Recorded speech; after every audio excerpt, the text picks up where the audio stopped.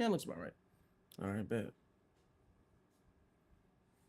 Well, anyway, y'all, thanks for stopping by. See y'all next stream. Just, just end it right here. Yeah, bro. But shit, bro. I'm also gonna keep track, and I'm probably not gonna post it anywhere, just like for our own thing. But I'll keep track of like what our score is when we pick opposite fights. Which for some reason I feel that we're right now the last two fight cards we're 3-3 on it. I feel like there's gonna like each fight card there's been three opposite fights. For some reason I have a feeling this fight card is gonna be more than three. I just something tells me it's gonna be more than three, but. Yeah, I'll keep a track on. I think again we're dead even right now with it 3-3. All But right. bro, I'm doing research on this fight card. I ain't gonna lie, bro. This one is a banger, bro. This one seems like a fucking banger. I ain't gonna lie, bro. It's either motherfuckers that like have gotten slimed out multiple times, and now it's like they got to shoot or boot, or it's motherfuckers that just have done nothing but just slime people out left and fucking right, bro. That's it. That's the only two options we got for this fight card. That's how shit's going down. We slamming motherfuckers out. Yes, sir. Yeah, bro. It's honestly a solid fight card. It's crazy that this one is early in the morning again though. Cause the one last week was early in the morning, and I can't remember a time where we had like some back to back early in the morning shits. And didn't we just have early in the morning like 2 weeks ago or something? Was it two That weeks ago? yep, Jig not listening. I can see that. It was last week, Negro. It was just last week. Oh, It my was bad, my bad. it My was bad, I'm less tripping. I don't know what I was thinking, bro. it was less Heard than you, 7 days and I'm ago. thinking something else. No, I guess, but was there Yeah. another one recently, like 2 weeks before that, maybe or something? I feel like it's Maybe. like happening a lot lately. I feel like it is too, maybe, but yeah, don't quote me on that shit. I just know, yeah. The last Oh one no, was it was like 3 weeks before that. It was in Azerbaijan. oh The shit. UFC. Oh, okay, yeah. Damn, yeah, bro. So them bitches was early. The ones last week started at 8 a.m. These ones started at 9 a.m. Which also I'm gonna watch these ones with you again. Cause yeah, Liz got work. So Oh yeah. yeah, bro. But shit, bro. Let's get into it, bro. We Hey, got 14 fucking cards to break. 14 fucking fights. yes sir. But what's going on, UFC bro? Belgrade, first time in Belgrade, first time in Serbia. This is Yup. dope. This is I don't dope. know, like I feel like it's weird. It's weird when they don't, give Ilya Spain, you know? Yeah, that is so weird, right? I think they can probably get away with this one because it's a fight night. It'd probably take forever for them to have like an actual like arena setting kind of thing for Yeah. like a pay-per-view. Again, that's what I'm thinking. Don't quote me though. But it is kind of weird that they haven't gave someone that's like an insane star like Ilya Spain, but then I've we're gonna actually, give I don't know Euros if you Medic. saw it, that they're gonna potentially do a Spain fight night with Ilya's brother. Oh no, I did not see that. What the fuck? I Say don't know if swear. it's true or not, but we'll see. Time will tell. Yeah. Anyways, right now we got Serbia, bruh. Pretty dope. Hey, Serbia, cool little place. I Yeah. think I've never been, but seems all right. Belgrade. Did you ever hear of Belgrade before this? Nope. Me neither. Not gonna lie to you. Yeah. But anyways, let's get it going. Let's get going, brother. What's up? You want to start off? All You want me right. to start Now off? What you you got feeling? it. You got it, brother. You got it. Shit, bro. Starting off the night, two women fights. My fucking favorite. Yeah, bro. You got Marina Spazic, um, coming in as a UFC debut, decent underdog, plus 255 versus Stephanie Luciano, minus 315. Um, Weird ass names. What is Stephanie Luciano's name? Her nickname? Rondina? Rondina? Radina? I guess. Whatever. Right. Rondinha, you know, like Rondinha. because she has blonde hair like Ronda. Ah, this makes sense. Also, I realized I made a mistake already on this PowerPoint because I put Luciano's reach at 75.5 inches. There's no way that's like fucking.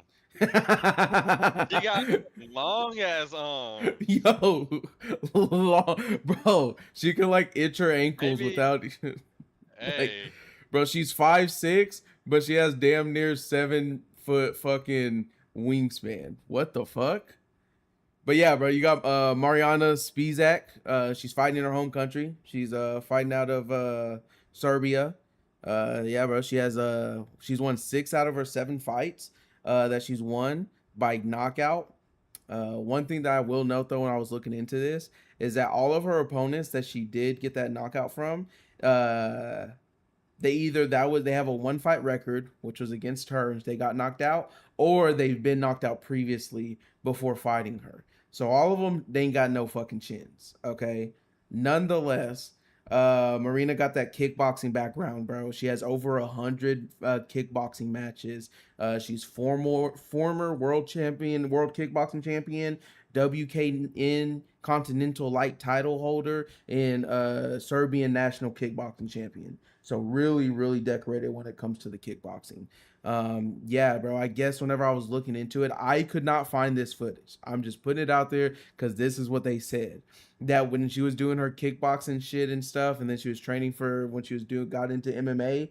There was footages that surfaced of like her like fucking sliming out people in like sliming out guys in the training room. And so I couldn't find the footage, but maybe that shit's locked away in that Serbian vault of hers. But when I watched her, bro, she got heavy power. She has an intent to finish in every single one of her strikes. She has a real stiff jab that it just knocks head backs, bro. I really was enjoying watching her jab. And she has power that can last throughout all 3 rounds.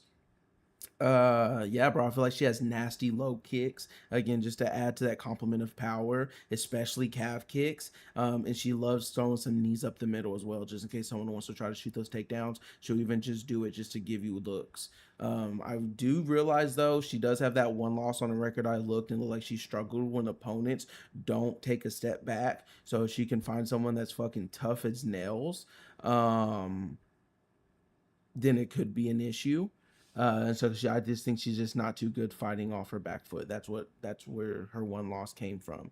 But she also, although she has a kickboxing background, she has a really decent blast double. I'm not saying she's gonna compete for the Olympics anytime soon, but she does have a really decent blast double. If you decide you want to try to stand and bang with her. On the other end of the spectrum, we got fucking Stephanie Luciano. She is real light on her feet. She has really good in and outs, really good side to side movement. She tries to create space so she can rest, or she can try to reset when she creates space. But she does react to damaging shots mainly in her legs when I watch some of her fights. Looking back at it. She likes using her range to avoid many shots, though. So although she reacts to damaging shots, her range and her side to side movement and stuff allows her to not take as much damage. So I do think she is a really great striker, but she can get taken down really fucking easily from what I saw. She's fought mainly grapplers in the UFC. When I'm looking, they have very high submission threats and they have a really good grappling pedigree. Not too much on strikers in the UFC. I mean, right now she's 2-1 in the UFC, 3-1 in her last 5. Well, I guess 3-1-1 in her last 5. So yeah, bro. First fight of the night. I think it'd be pretty interesting. You got someone out of Serbia. Make some noise. But my prediction, I'm gonna start off taking the underdog, bro. I think Marina Spizak gets this dub by decision. I could see a ground and pound KO. Maybe in the second round, I think the her with those leg kicks could start adding up on Luciano, and she can start mixing in that takedown threat. But I'm gonna lean on the side of Marina by decision. All right, I respect it. I'm taking the safe pick here with Luciana. I mean, she got the UFC experience. She's I feel younger. like I, I feel like you had Marina, And I feel like you did this on purpose, and I'm just putting it out there. Because here we go, 3 fights in a row, first fight of the night. You fucking hate me. I mean, look, again, Yep, I'm I looking. didn't watch a ton of their footage, but just yeah, I mean, Luciano, she's younger, she's smart. She hasn't been finished before. I feel like that is going to be Marina Spasic's main path to victory is most likely a finish if it's going the distance. I mean, she's 1-1 with the distance, you know.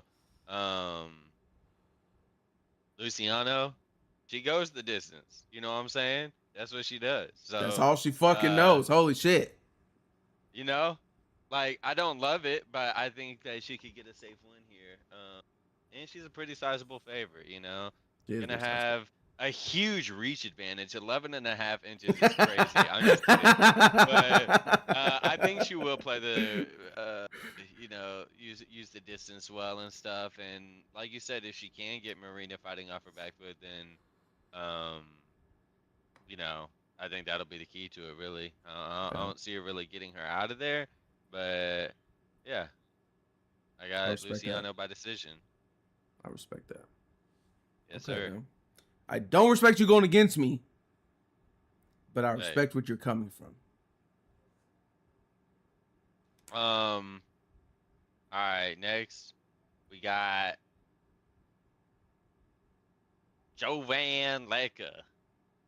I don't know if it's Jovan Leka, versus Alexander Popik. Uh,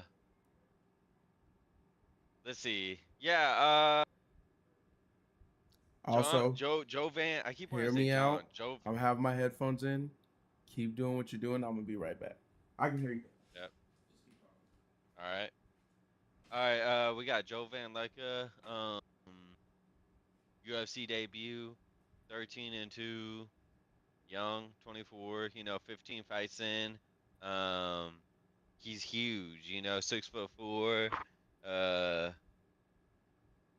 yeah, he looks solid. He's got a good heavyweight frame. Um, has the slight reach advantage, not huge, but a little bit Yeah, slight. He's younger, fresher. Popik's been around for a little bit. He is less experienced than Popik, but that comes with the age. Again, fighting in his home crowd. Uh, hopefully that I don't know. I haven't looked into it too much or like paid that much attention, but I am curious how much the home crowd does play an advantage in MMA.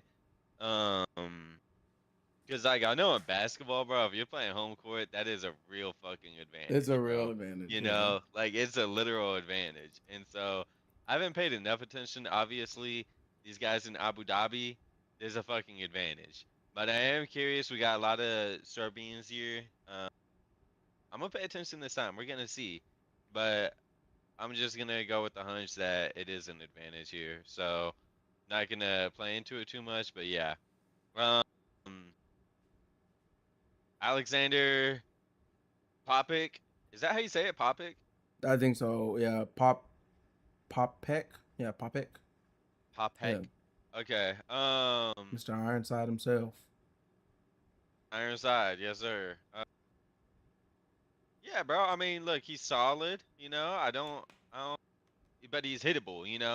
He's 34 years old. I'm not the age. I feel like he's kind of in his prime. His prime years 34. Um, but yeah, I feel like he's been around. He's been fighting lower level guys. This is both of their debuts, but there's a reason we didn't get this guy way back when he got slimed out by Jamal Hill on Contender Series. So, um, that is his only loss to knockout. I'll give him that. That's what he's got going for him. He doesn't have five losses isn't horrible. I think the odds are pretty solid here. I think this is decent odds. I think maybe you could have it a little closer, but yeah, to be honest, I'm rocking with Joe Van Lecca by knockout. Yeah, bro. I Um, could see a decision, but we rocking with knockout. I'm gonna say something here in a bit, and then just keep it in mind. You'll know what I'm when I say it. You'll know. Just keep that in mind for later throughout this card. Let me know whenever. Just let me know. But yeah, bro. I got listen, bro. Joe Van Lecca, home country. He fought in the Contender Series in 2025 in October, but he didn't get his contract. I don't know if he went back. He looked at the fight, bro. It was so hilarious. So the dude that he fought, his opponent, basically took him down and like hugged him. Was just hugging him, smothering him, trying to sit on him. No damage, right? But just trying to just basically wrestle fuck him for the whole entire first round. The entire first round, right? Right after the round ends, bro, his opponent goes to this corner, doesn't even let his corner put the fucking stool down. He just flops on the fucking on the canvas and he's like, oh, oh. Like I've never seen a dude more gassed out in one fucking round. It was insane. But nonetheless, he had two more rounds to really get the job done. He couldn't get the job done. He dominated. You know what I'm saying? We could have threw a 10-8 round in one of them bitches, but he couldn't get to finish his Contender Series. You know how Dana operates, and so that's what happened. Like you said, he has a home field advantage. I feel like he is a well-rounded striker, or I'm sorry, a well-rounded fighter. He is making his UFC debut. Both fighters are. Jovan's definitely the younger, 24 years old. Both his losses, though, was due to his opponents taking him into deep water. And I do want to mention that. His first loss was 4 weeks after his first professional MMA fight. Now, why did he win his first professional MMA fight and right after that, 4 weeks later, decide to fight another professional MMA fight? The world may never fucking know. He did good Hey, after that. sometimes you're a dog like that. You gotta get Hey, after it, you know? and he didn't have that fucking dog. I tell you what. But then after that, he ended up a few years later. He took his second loss, and they said that he basically went MIA for 9 months. There was no contact with no one, no social media posts, no nothing. No one. He just went MIA. Maybe he went to like some fucking Serbian science experiment or something. I don't know. But he did come back when he came back after those 9 months, and he was a totally different fighter. His cardio could last. He could take people into deeper water if he needed to. And yeah, I feel like he has good power on his feet. He's a solid submission threat for the heavyweight division. He almost gives me almost like a Josh Hokett body build. I'm not saying he has. Dude, that and I was seeing it too, bro. But like he's definitely not as fast as Yeah, athletic, for you know? sure. But Like just like the build, you know, yeah, like I and, one and point. it's the head, it's like the short Yep, hair and the yep, beard and yep, the white and the yeah, body type, like yeah. yeah. But yeah, But he is bro, bigger too. He is naturally bigger, but he's not he as is athletic. He is no for Josh sure. Hogan. Yeah, he's no Josh Hokett. He does have solid cardio for the heavyweight division, not Josh Hokett level cardio, but yeah, he does have solid cardio. On the other end, you do got My savior, Josh Hogan, the savior of the division, my boy, you know. But yes, hey, sir. I like look. I ain't here to glaze him all day or nothing, but come on, give my boy the one, the only next time. You know, fuck it. Come You on, you know, know what I'm saying? Please. hey, Yeah, the bro. Incredible Hulk. You know, come on now. On the other end of things, bro, we got Mr. Ironside, bro. It's also his UFC debut. I said earlier. He is a heavy striker, bro. 13 knockouts, 13 wins by knockout, only one by sub, 7 decisions. Yeah, bro. He comes from a Thai boxing background. He started doing Thai boxing when he was 18.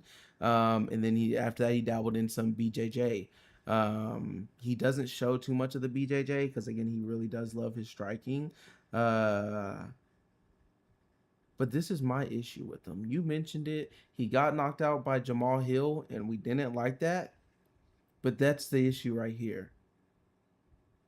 What weight class is Jamal Hill in? Well, maybe I shouldn't ask you that because now we don't fucking know. Fat ass motherfucker. He But was Jamal Hill fought at one 205. at 205. This is my issue. Ironside is a natural 205er. Okay? He's a light heavyweight fighter. He took this fight in a 5-day notice and he's taking it at heavyweight against someone that's a natural heavyweight. I don't like that. I don't like that. He is powerful. He does have fast kicks. He's lighter. He's smaller. But taking this fight on short notice, I mean, yeah, bro. And again, Jovan, he does have decent cardio for a heavyweight division. Heavyweight, again, like you see the difference when motherfuckers go from 170 to 185, 185 to 205. This dude's a 205er, and he's fighting a dude that's a natural that's cutting to make 265. This is a fucking issue. Nonetheless, prediction, give me my boy Jovan by sub.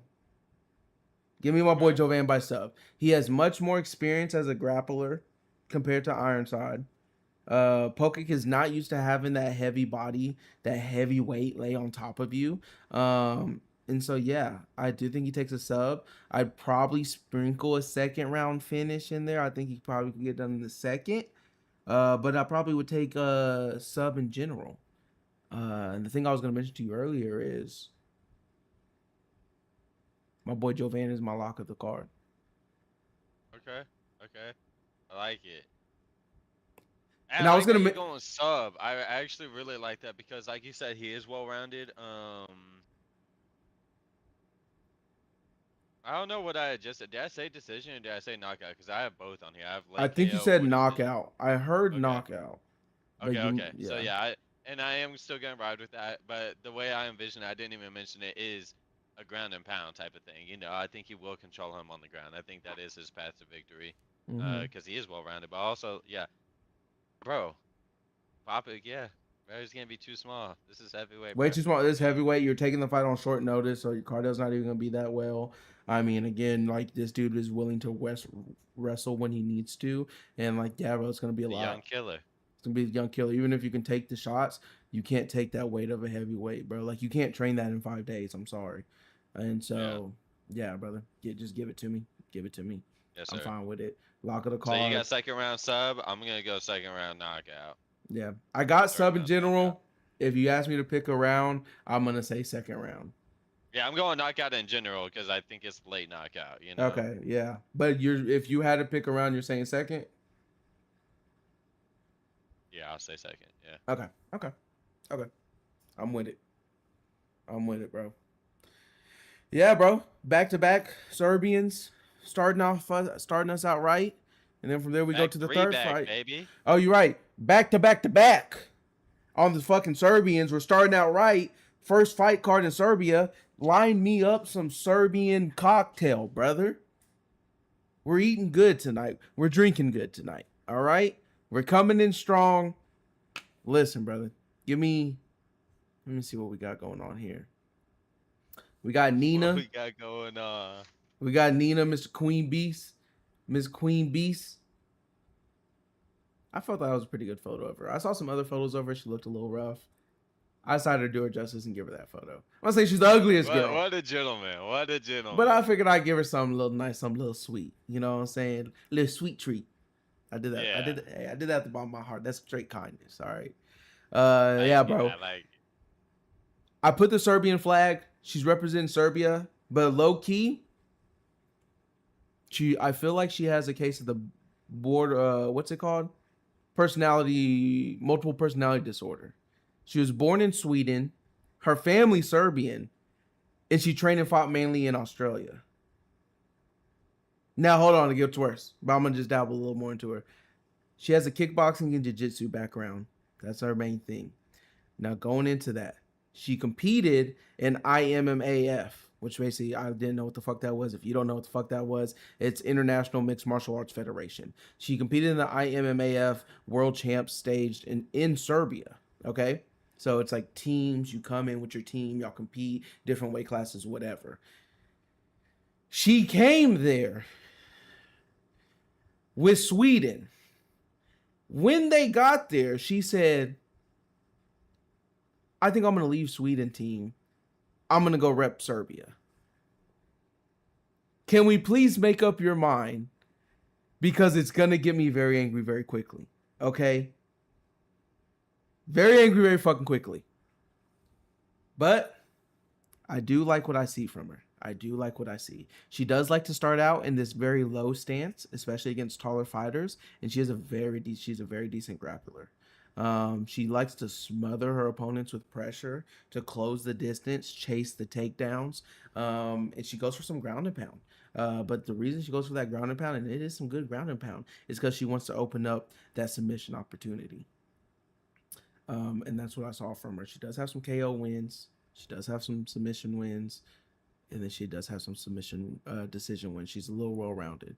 But what she loves is to go for that takedown, smother you with pressure, ground and pound, try to get that submission. On the other end of things, we got all hell Haley Cowan. Don't make me mad. I thought I was mad. Now I thought about it. I thought I was mad because of fucking bipolar disorder chick over here. Haley made me more mad. Haley made Oh me more hell. mad. Oh hell. Oh hell. She is a taller fighter though. 5'8", going against someone that's 5'5". She was born and raised in Waco, Texas. Shout out to you. Now look at me when I tell you this. No, don't shout her out. That's it. That's the only good thing I can tell you about her. That's it. She's a taller fighter, born and raised in Waco, Texas. And it stops there. She was a cheerleader. She was a great cheerleader. 2-time All-American for Baylor's tumbling team. Hey, I respect that. If Her it ain't main, broke, don't fix it though. but you're not an MMA fighter, all right? Her main coach is her husband. We don't like that. He can't even be hard on you if he wants to. But she did say I did have to mention this. She said she enjoyed GSP because GSP he implemented gymnastics into his MMA training. Again, you're a gymnast. Stick to what you're good at. Don't come over here trying to come to the fucking MMA world. Don't go from gymnastics to the hardest sport in the world. That's what we're not gonna fucking do. For some reason, she did it. All right. And what did she get? All 3 of her UFC fights, they're all losses.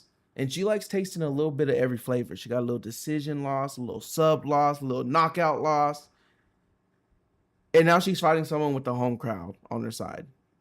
She does make sloppy mistakes in the cage. I mean, bro, she got fucking submitted. It was her last fight, I think. She got submitted by that girl, and I can't remember who it is. And when I was looking into it, that was the girl's only submission victory. She's she's a Yeah. striker, and she's not even a submission specialist or threat at all. And Haley Cowan got submitted by her. I'm gonna say this, and it's gonna hurt some people's hearts. Thank God we don't got that many followers, because Haley, thank God you're never gonna see this. The UFC picked you because your looks. And I don't want to be the one to say it. I don't. But the truth hurts. Sometimes you just got to take that shot. Just like you took that rear naked choke. You're still here because of your fucking looks. You're 0-3. It's boot or shoot or boot for you. You shoot or you getting fucking booted. All right? We're gonna make this. Listen, this ain't no. We know this. This is, I think, the second heaviest favorite on the card. Give me Nina. Give me Queen Beast by submission. All right. We're going with the back-to-back submissions. All right. Maybe decision. I put on here maybe decision due to the debut jitters. But honestly, I doubt it, bro. She used to fight taller fighters. She has a grappling advantage. Haley Calhoun can't defend shit on the ground. Give me submission. Okay.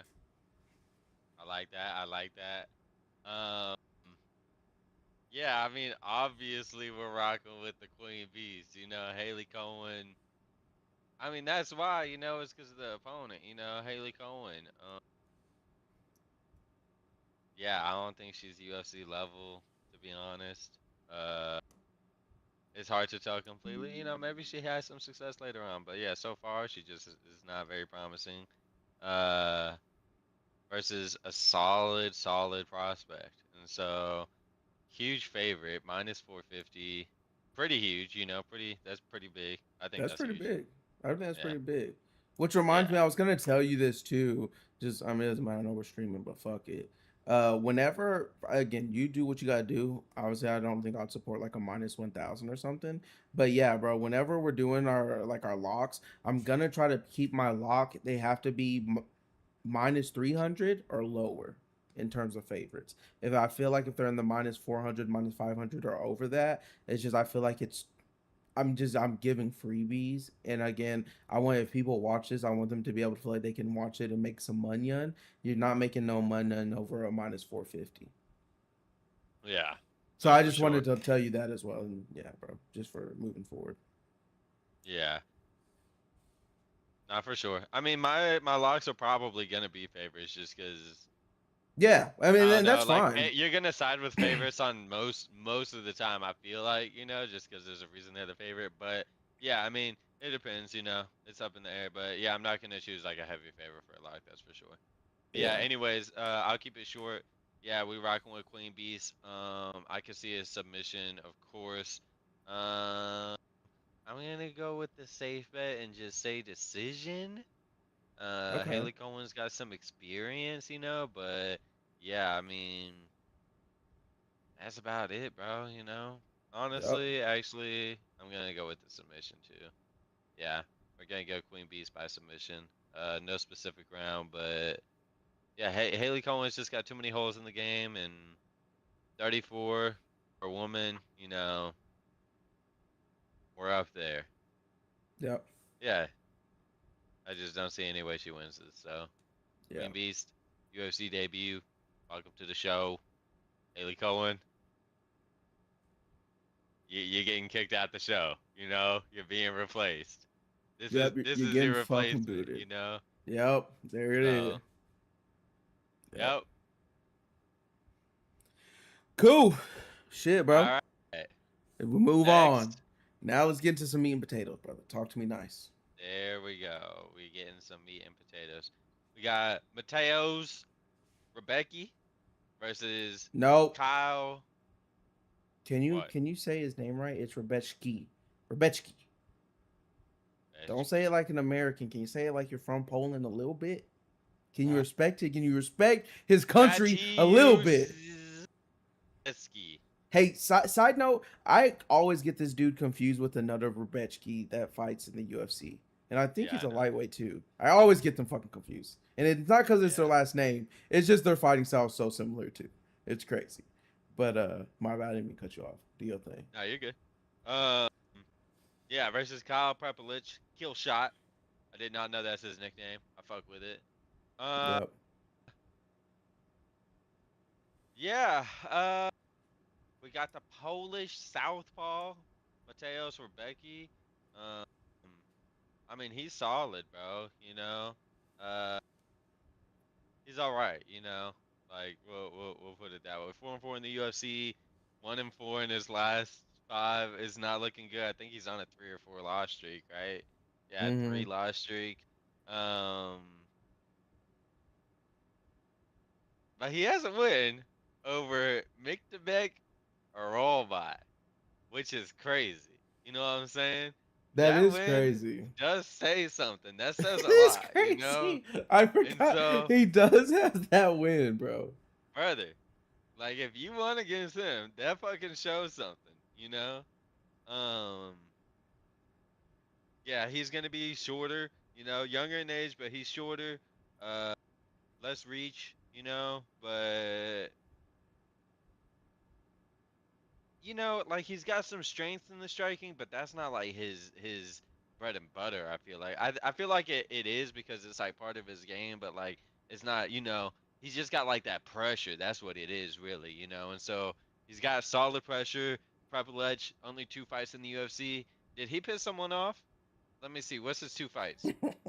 His two fights are Benoit and then Drew Dober. So I remember when he debuted against Benoit, we're like, who the fuck is this guy? He's got good knockouts, but not at the highest level. Every time he's fought in the UFC, he actually fought 2 other times in the UFC against Austin Hubbard and he lost, and some other dude and he lost. And so he's really 0-4 in the UFC. Uh, Yep. Bro cannot get a win at the highest level. So we're not going to choose you to get it against Mateus Rebecca. Again, probably playing Rebecci. My bad, Rebecci. I No, don't know how you no. say it, but Rebecci. Rebecci. Mateus Rebecki. Rebecki. Rebesh, Rebecki. Yes. Rebeshki. All right, Rebeshki. Mateos. We're just going to call him Mateos. All right. Um, Also, I realized I messed this PowerPoint slide up too. Cause yeah, cause you see his UFC his entire record is 20-5. So how come he only has a combined 3 knockouts, 2 submissions, 3 decisions, and no Oh yeah, UFC what the fuck? fights? I Yeah. see. Yeah, Mateo's got zero experience. Okay, he's looking promising, a solid fucking what is this, 8-1? You know? Nah, just to get out there. Yeah, he's eight. Wait, no. He's 20-5. Oh, you do have it up there. Oh, Yeah, okay. I did that. I just Not didn't do the little okay. thing on his body. Yeah. Okay. But still, at least got the UFC info up there. Yeah, I mean, he at least has UFC wins, right? And so that's good. And then the win over a Raw by is a huge win. When he's fought other decent lightweight competition, he's lost. And so Raw by that one speaks, but the other ones he's losing. He's mainly to decision. Um, but yeah, he has lost by knockout. He has lost by sub. So both guys got holes in their games, but I think Prepelich got more holes in his game. He's not as high level. To me, he's like in between. He's just below the line, you know. Like he's solid, but not UFC level, you know. And so yeah, we got to ride with Mateos here. Um, I got Mateos by round 2 knockout. I could see him getting a ground and pound knockout here. His pressure is pretty relentless. He's going to pressure Prepelech, and Prepelech, he's going to want to keep it standing. He's a solid counter striker, kickboxer. He's pretty tough. And yeah, Mateos isn't going to let him fight at the range that he wants to. You know, Prepelech is going to want to stand and, piece him up and find that knockout, and he could, but Mateos should not let that happen. If he's got any sort of brains on him, he will. I mean, that's his style. You know, he got to put his style on. And so Prepelech more of a distance fighter, Mateo's a pressure fighter. So this is in Mateo's favor big time. Minus 550 favorite for a reason, brother. So yeah, I got Yeah. Mateo's round 2 knockout. I see a ground and pound. I respect that. You know, I respect that, bro. Yeah, bro. Mateos, Rebecki, uh, bro. He's a black belt in jiu-jitsu, 2-time Polish ADCC champion. That means something. Home crowd too. Home crowd. Eh, no, don't make Basically. me. Oh, basically, yeah, basically, yes. But If you're like within the region, if you're on that side of the pond, it's home crowd, right? aren't you from Africa? No, you're from that side of the pond. You know, yeah. Hometown, baby. Bro, he's Chinese fighters coming in. oh, bro, yeah. But he is coming off 3 losses in a row. So again, 3 losses in a row. It's He's not got to get good. that dub. He's hungry, bro. I feel like he's potential shooter boot. I think he's a potential shooter boot. The only thing that I think that could be saving Same him, with Prepelech. them Prepelets. The thing that could be saving Rebecki though, all 3 of those fights, fight of the night. All 3 of them fight of the night. Crazy banger fucking fights, bro. Banger fucking fights. Could have went either fucking way. They end up giving it to the opponent. So be it. He is a reckless fighter. You said he's very pressured. Reckless fighter, heavy hands, which makes him somewhat well rounded. He has the power. He has the hands. He actually, when I was looking into the research, he came from he was a weightlifter, bro. He was like fucking lifting weights, and then he literally said like, that shit's boring as fuck. I want to do something. I want to do the hardest sport possible. And then he went into fucking MMA. Hey, Yeah, it's basically how it went. So I think he's well rounded because he has the heavy hands, he has the power. He just walks forward. He can take a fucking shot, that's for sure. And then he has that black belt jiu-jitsu pedigree in his back pocket as well. He's tough as fucking nails, bro. He ate some crazy shots against Chris Duncan. He ate some crazy shots against Ludwig Klein, and he just kept walking the motherfuckers down, bro. Yeah, I put in here mixing his takedowns due to the jiu-jitsu threat. He does get slower. I noted this. He does get slower once he gets about halfway through the second round. But the power's still there. The power will hang for all 3 rounds. He just gets a little slower. On the other end, you got Kyle Prepelec, heavy underdog, plus 400. He was in the UFC. I put it in here. I guess did I not add it on here? 1, 2. Oh, I didn't fucking add it. My dumbass. Yeah, bro. But yeah, you kind of said it about earlier, but he was in the UFC in 2019. He lost twice, got fucking cut. Now he's back in the UFC and he lost twice again. So, like you said, it's another shooter boot. Shoot a fucking boot on his ass. And I swear to God, he's getting the fucking boot, okay? He's the older fighter. He's 36 years old. Rebecki's 33. He is coming off fight of the night against Drew Dober. All right, Drew Dober's going to bring that fucking pressure, and he brought that fucking pressure. But it was a really entertaining fight. I give it to him. He is the sharper and faster striker when I watched him, but he does not have no head movement. So he does eat a lot of strikes. That's not good when you're going up against someone like Rebecki that's going to throw them fucking bombs at you.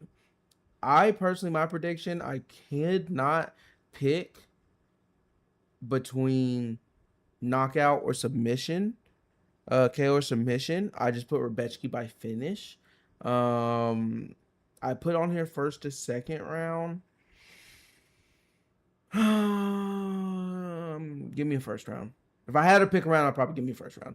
First round finish. But I put first, second round finish. I did put on here though. Sprinkle Kyle Prepelec by decision.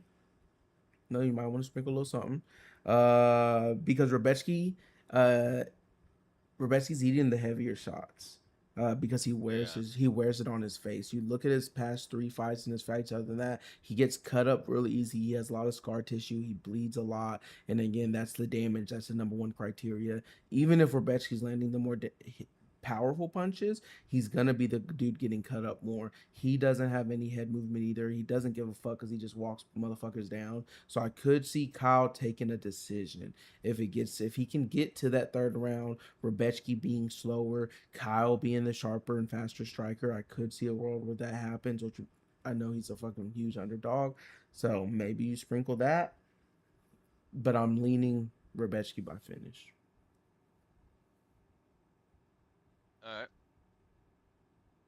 All right. Next. Hopefully I got this power slide right. Holy shit. Let me look. Yep, looks good. Beautiful. That's what I fucking like. Yeah, bro. We got to actually, compared to the last 2 fights, this fight and the odds are a lot closer. You got a plus 170 American. You know what I'm saying? Dennis Bajuka, the great, versus minus 205 favorite Bogdan. Not the one that just got fucked up last week. I know they're both bald, but this is Bogdan Grab. They actually do look somewhat similar. They do, bro. They do. When I looked it up because I was looking for the picture, I was like, bitch, is this fucking Bogdan from last week? Nah, hell nah, bro. But yeah, bro. So I just think I got Dennis. He's won 1 of his last 5 UFC fights. 2 of those losses by decision. 2 of those losses by knockout. Both those knockouts, he got knocked out in the first round. I say it once, I say it again. It's another shooter boot. 1-4 in the UFC is not gonna fucking cut it around here, Dennis. Lock the fuck in. He trains with fucking Ray Longo. And you know what that means? That means he trains with fucking Matt Serra. And you know what that means? That means he trains with Aljamain Sterling. And do you know what that means? That means he trains with Merab Dawazwili. And you know what the fuck that means? He trains with Ali Quinta. So why are we 1-4 in the fucking UFC? Why is Ali Quinta the last one you say? Why do you go from Aljamain to Merab to Ali Quinta? Because Ali Quinta arguably almost beat Habib. Okay? And I know you're a number 1 Habib hater, so don't even say nothing this time. Don't even speak. But that means something to me. That means more than what Aljo and Merab have done? I knew you were going to fucking say something. Yes, it fucking does. Because guess what? Okay, because guess what? Because listen to me. Listen to me. When Aljo and Merab and they're fighting still and they're training, guess who's been training them? Ali Quinta. So does that mean fucking Glover Teixeira is better than Alex Pereira because he trains him? He got a finish on Jan Blachowicz. No. Did Alex get a finish on Jan? No, he didn't. No, the fuck he didn't. Fuck. Anyway, like I was saying, Dennis Bajuka, no chin, brother. No fucking chin. Bro, I'm watching this fights, bro. Fucking Francis Marshall. Francis Marshall is a heavy fucking grappler. Francis Marshall hurt him. And Francis Marshall only has one KO in his professional career.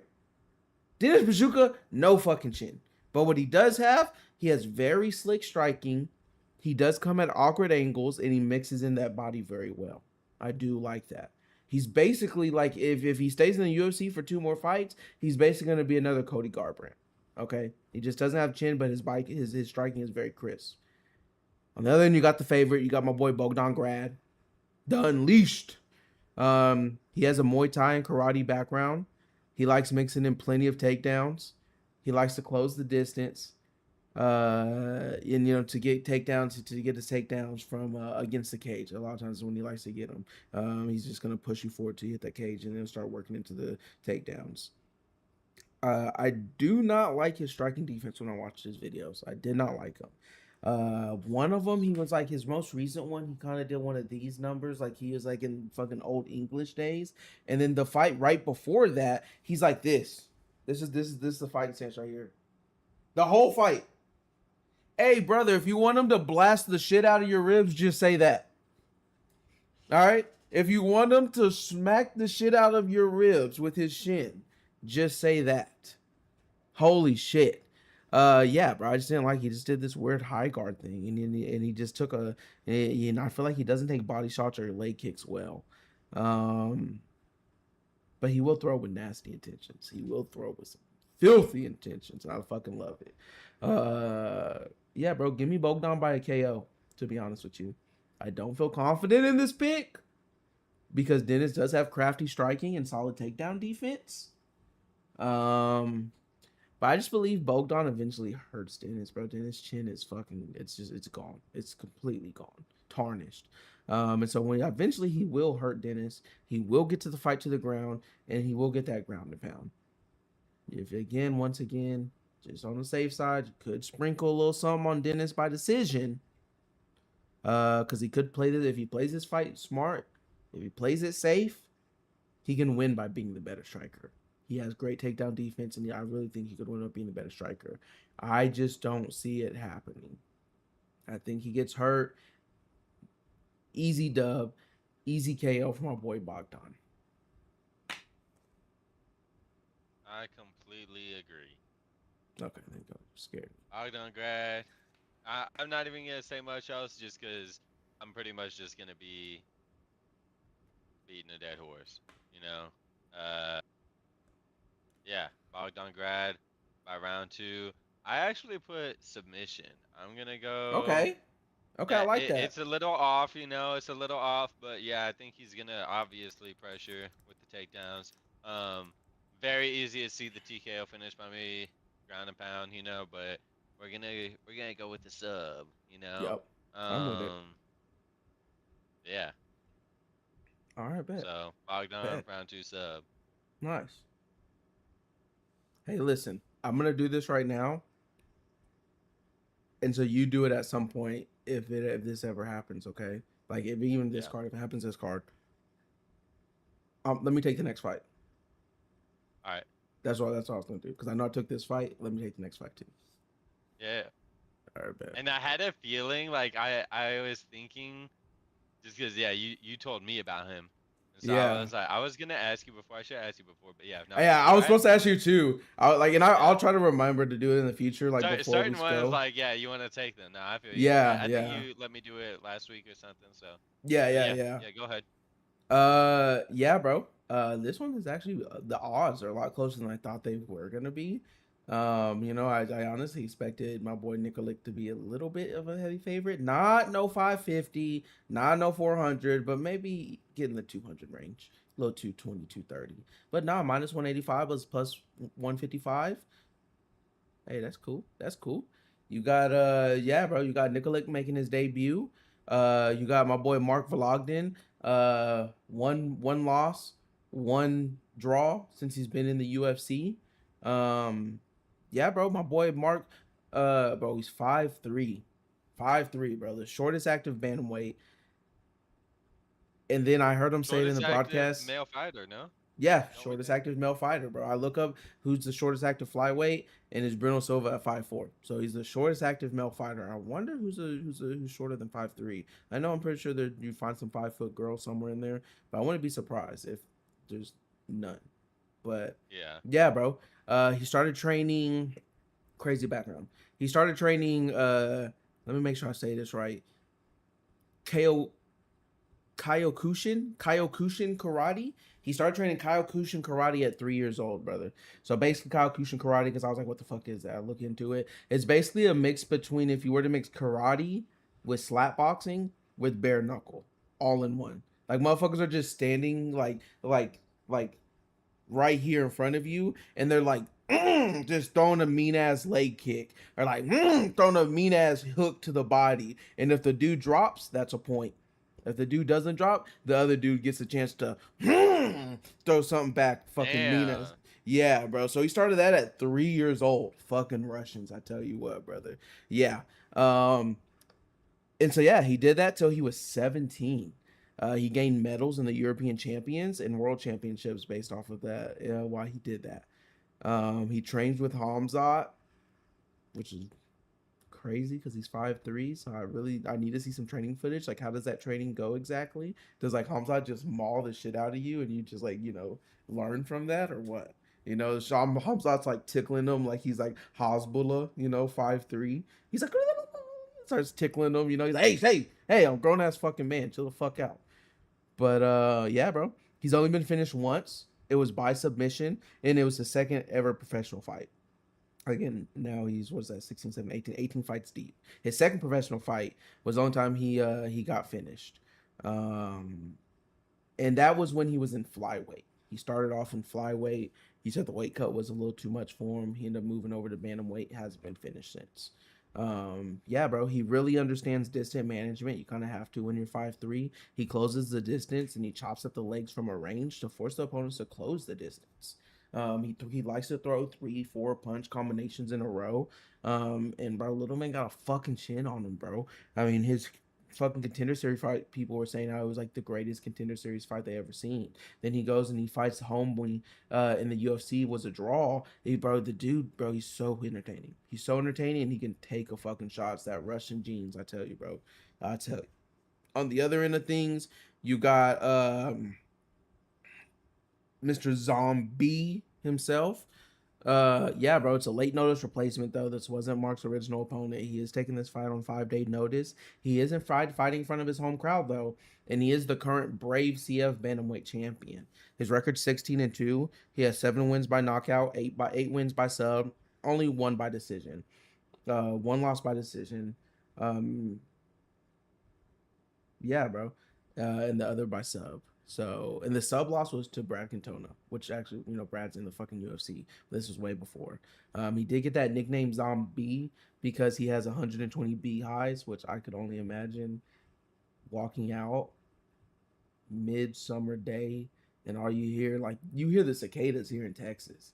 That bitch got to be like 10 times worse. Just, bro, oh, hell no. I'm mad as hell. But hey, I guess he finds some harmony in that shit, bro. I guess he does stand up really tall when he loves striking. He stands up really tall and he leads with his jab a lot, which I really fucking love. He does struggle with defending takedowns, but when he does get taken down, he does get back up really quickly, though. I will give him that. He does have real power in his fucking hands. And so, yeah, bro, my prediction, I'm going to go with my heart here and give me Mark Volognin by decision. Possibly sub if he can keep mixing in the takedowns and he can drown Nikolic with the heavy pace, because he brings such a heavy pace. And I know Mr. Zombie is by finish is the go-to, and I get it. But I'm gonna go with my heart on this one. Give me my boy Volognin, bro. I like it. I like it. I told you earlier. I'm staying solid. I'm going with the zombie. Um, he gonna be stinging him up. He gonna be buzzing right by him. He gonna be flying all around the cage, bro. You know. Um, And I love that I'm going with Mark because when I originally picked them, they did not have the fight odds out yet. They just dropped them this morning, and now I love that Right. it's like it is a lot closer because like I again I think was it's hoping, a good underdog to go for. I like it. I yeah, respect it. yep, He's also young. He's only 26 years old, which is huge. mm-hmm. But yeah, I'm going with Borislav Nikolic. Excuse Respect, me. respect.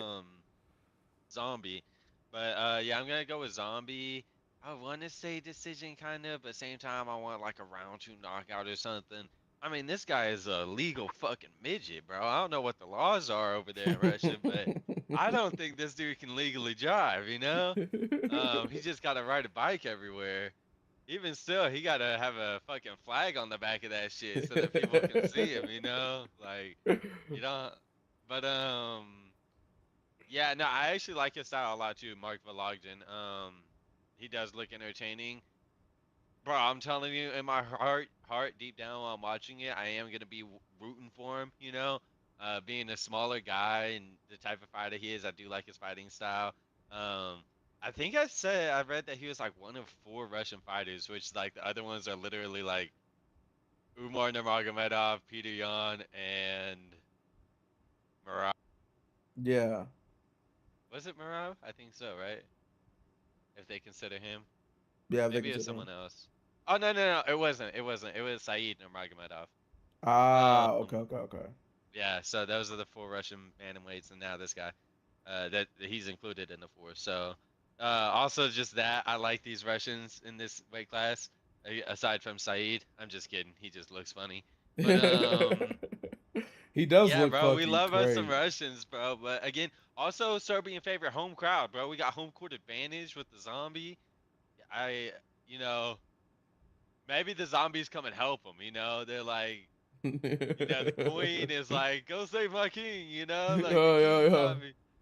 Uh, they come And in, then they like say they right got the behind the vodka. zombies are like all the bees from the 120 beehives just coming in. No, but Yeah, he bro. has a huge height advantage. I mean, he's half a foot taller. Um, Yeah, I could not find his reach, which is surprising. I really looked for it. yeah, I I am couldn't find curious it. on the reach, but yeah, I think it is his UFC debut. That's going against him. Also, I am nervous. I'm surprised that he's the favorite still, seeing as this is short notice. Like this is not ideal. So I am actually nervous about this one. I'm not super confident, but yeah, I gotta go with Zombie round two knockout. But I am a fan of Mark Vologden, and deep down I'll be rooting for him. But my money is gonna be on Borislav. Respect. Respect. So yes, sir. Yes, sir. Next, very excited for this one. Um, we got Oban Elliott, the Welsh gangster, Mm. versus Michael Oliveira, PQD. What the fuck is PQD? Okay, I'll just tell you right now. Okay, so he served 8 years in the In the Brazilian army. army as a Yeah, paratrooper, and PQD yeah. is like a thing that it stands for. It's like a yeah, it's like a paratrooper thing. They said, and I wonder if the UFC will let him do it, but he used to have it stitched to like his shorts. Oh shit. Yeah, he used to I have the didn't even know PQD. that. Yeah, and again because it is a nickname he goes by, but it's like something that like is held to high regard in the Brazilian army. So he would like Right. yeah, he would get a stitch to his shorts. So I wonder if Okay. they'll let him do it again, but we'll see. That's dope, bro. Yeah, I didn't know that. Yeah, I mean, I knew he was in the army, but yeah, I didn't know that. That's Hmm. dope. And yeah, I didn't know what PQD means, but So if you pick against him, you're a piece of shit. Go ahead. yeah, no, we're not picking against him. We're riding with him. Michael Oliveira by knockout. Uh, keep it short and sweet. We're gonna go round two knockout just based off of Elliott's experience. I think he hang in there for a little bit. Um, but he's getting knocked the fuck out, bro. Huge reach advantage for Michael Oliveira. And did we mention that he was in the army? Dude, he's a fucking soldier coming to war, brother. Minus 360. Uh, this is right in that line. this is my lock though. This is right in Yep. that line just because it is a pretty heavy favorite. Kind of feel like a piece of shit. We might change it, because I kind of feel like a piece of shit going with this. But yeah, definitely round two knockout Mike Oliveira. He's got that power. Also, I think he's very disciplined. That's that army coming into play. You see him on the feet. I like his striking a lot. His striking is good, but like I say, he's disciplined. He's not just head hunting out there. He's not just straight fucking power. It's skill and power. And yeah, for that reason, I got him by round two knockout. I think he'll be methodical and patient. That's part of the reason Obon Elliott will stay in the fight is just because of how patient Michael Oliveira is being. So, Yep. um, hey, a new Brazilian on the horizon. I'm excited. Welterweight. He looks big for welterweight as well. He does look really Um, big for welterweight, bro. yeah, I didn't I'm even very realize. I excited. know I'm the one that fucking put it type or like fucking set it or like set this power slide up. I didn't even realize the reach advantage until you said it. And I look, I'm like, bro, that Huge reach is advantage. Yeah, insanely huge, bro. Yeah, that's fucking yeah. crazy. His yeah, and he's got that power. Um, He's gonna, obviously try to keep it standing. Oban's path is gonna be wrestling, really. Like that's like Yeah, he's not gonna win on the feet versus this guy. yeah, Uh, yeah, he's just not. So yeah, he's gonna have to force some clinches, get some takedowns, and try to drag it out. The longer he drags it out, the better his chances. But the Welsh gangster is going down, brother. yeah, Round two. yeah, bro. Yeah. I mean, I before I say what I'm gonna say about the Welsh gangster, um, before today, um, brother. Well, and I don't know. I'm torn. I'm torn. Maybe it still is. Bro, the Welsh flag has got to be might be my favorite flag of all time. Oh yeah, it's That's top tier. such it's bro, it's such a fire flag. It's so fucking fire, bro. With the dragon Dude, on for it. some reason, I was thinking the other day about the Brazilian one too. Like, I actually do really fuck with the Brazilian Yeah, the flag as Brazilian one is well. dope too. It is dope. But yeah, bro. But yeah, I just that had Welsh to. one is definitely like S tier flag, bro. Yeah, bro. Yeah, I had to throw it out there, bro. Yeah. But yeah, bro, you got Obon Elliott coming in as an underdog. 3-2 in the UFC. His last two fights being a loss, one by decision, one by sub. The last with a sub, it was against Jonathan Metcalf. So again, someone that is really good at the sub game.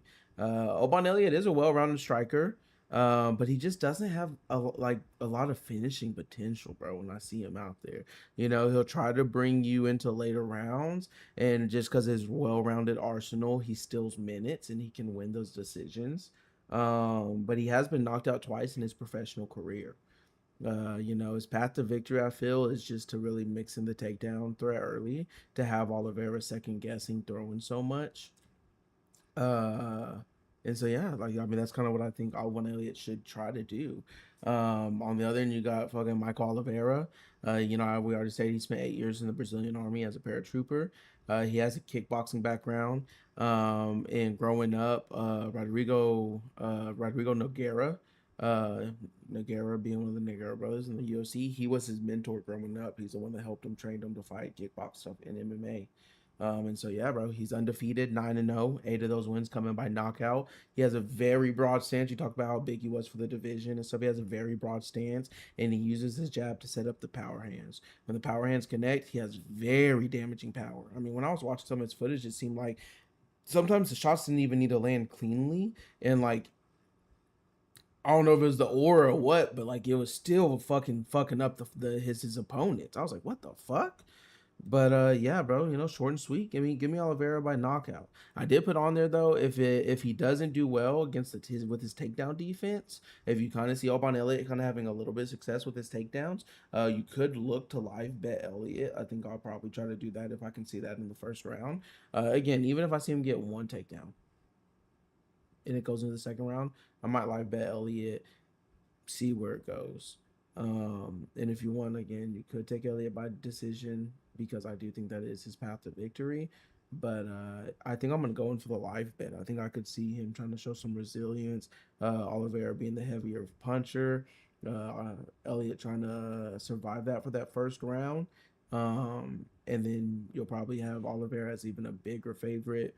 Really get some good money on Elliott. Yes, sir. Yes, sir. Yeah. So yeah, bro. So That's your what final prediction? my final prediction: Oliveira by knockout. Any specific round, or just by knockout?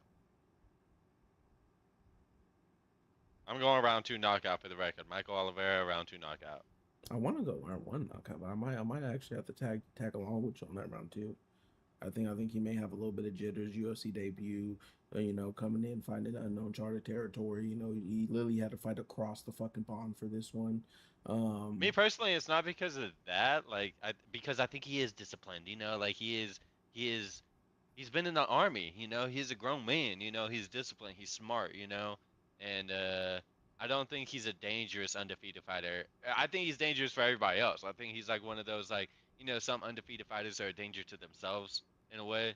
Um, I don't think that's this guy's case. I don't think he's gonna get too caught up in that much hype. You never know down the road, yeah, you but never right know, now I think he stays but I disciplined. respect it. Yeah. Yeah, bro. That's Respect, part of the respect. reason. Basically, as I'm saying, like the discipline is part of the reason I say round two. I think he's patient enough. I think he'll be patient and let the Yeah. finish come to him. Okay, okay, So okay. Bet. Well, yeah, bro. Well, yeah, shit. Then yeah, give me that, and let's move on to the you to mind if I get this the one? yeah, bro. Pop that And bitch. then we'll go back and forth. All right. Yeah. All right, we got Ludovic Klein, Mr. Highlight, versus Tofik Musayev. Um, Solid matchup. Uh, Ludovic Klein, much more UFC experience, 24-5, versus 23-6. Similar records actually. 4-1 in his last five to Messiah's 3-2. Got the age advantage, being 31. He is shorter, but has a reach advantage. So Lanky ass but motherfucker. yeah, again, home crowd advantage. He Well, wait, I'm just saying this actually. I just like see some red and blue on the flag and just said that shit. Where is he from? He is Ludovic from. Klein. There's multiple fighters that are from where I'm gonna he's start from. putting this stuff, bro. I need to. Yeah, there's multiple fighters that are fighting on this card that are from where he's from, and I can't even think. I think it starts with the S as well. I think it Is it does. Slavic or some shit? It says SVK. I don't Uh, know what SVK is. Let me see. I'll Oh, tell you. Slovakia. That is it. Slovakia. Slovakia. Yep. Okay. Yep. Okay. So Slovakia.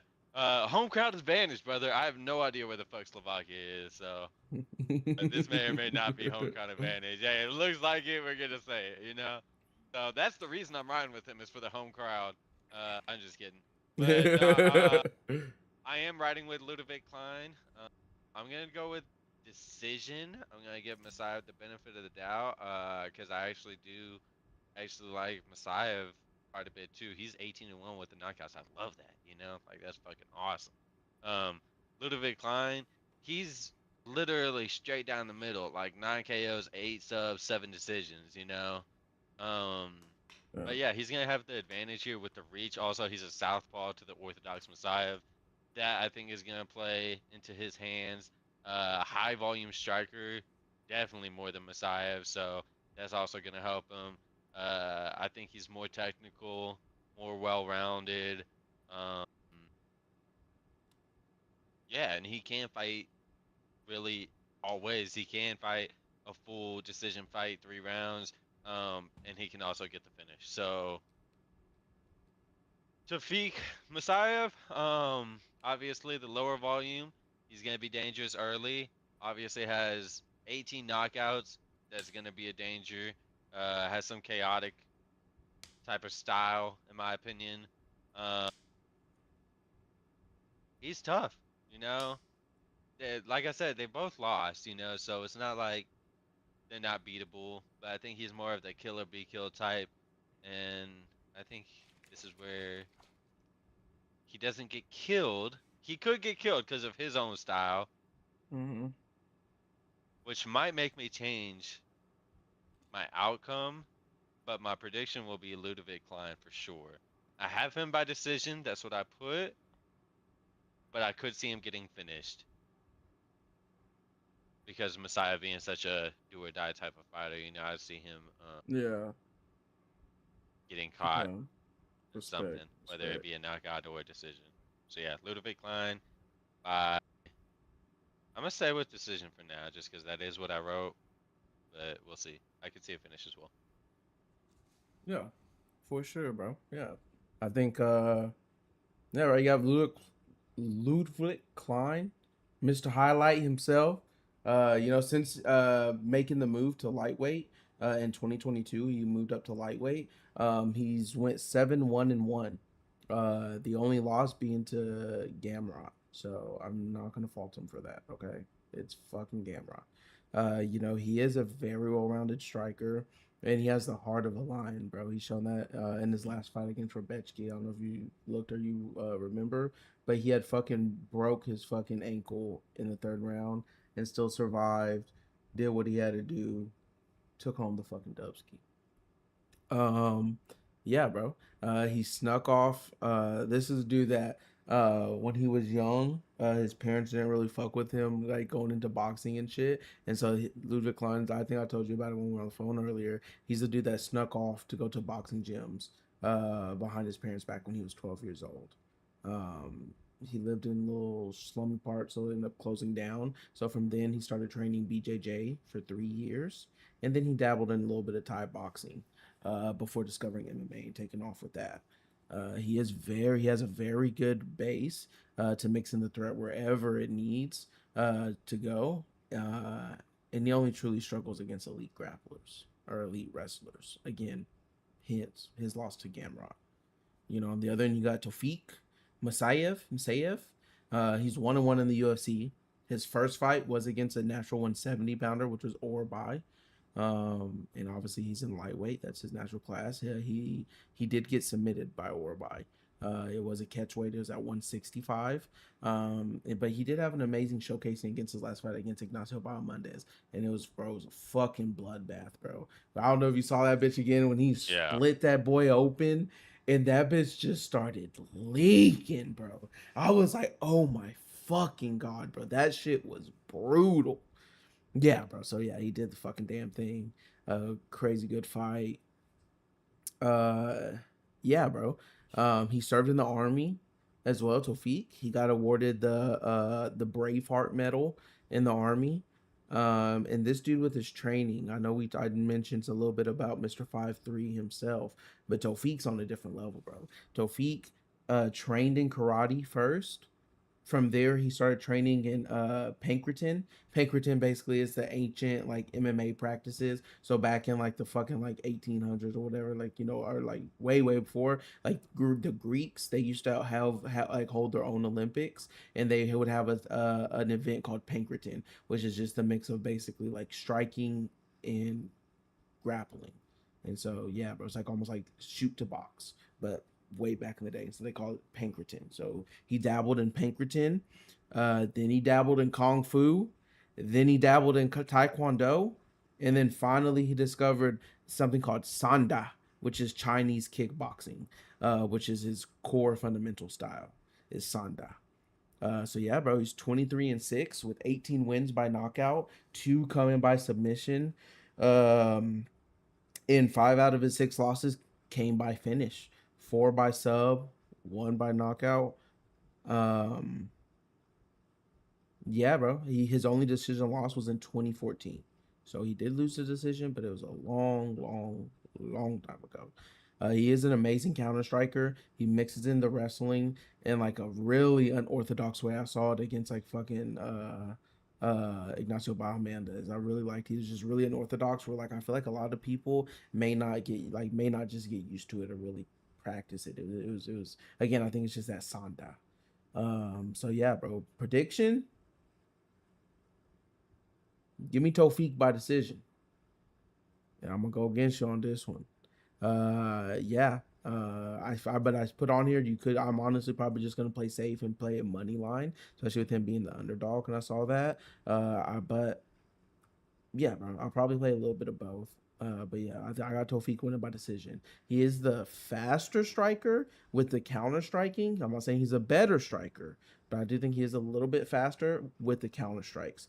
And I feel like the counter striking will be an issue for Klein. I think Klein has a very good takedown defense, but I think Tofik's awkward style of takedowns is going to be an issue again for him. Tofik only truly loses by being stopped, and Klein has one stoppage win in the last 6 fucking years.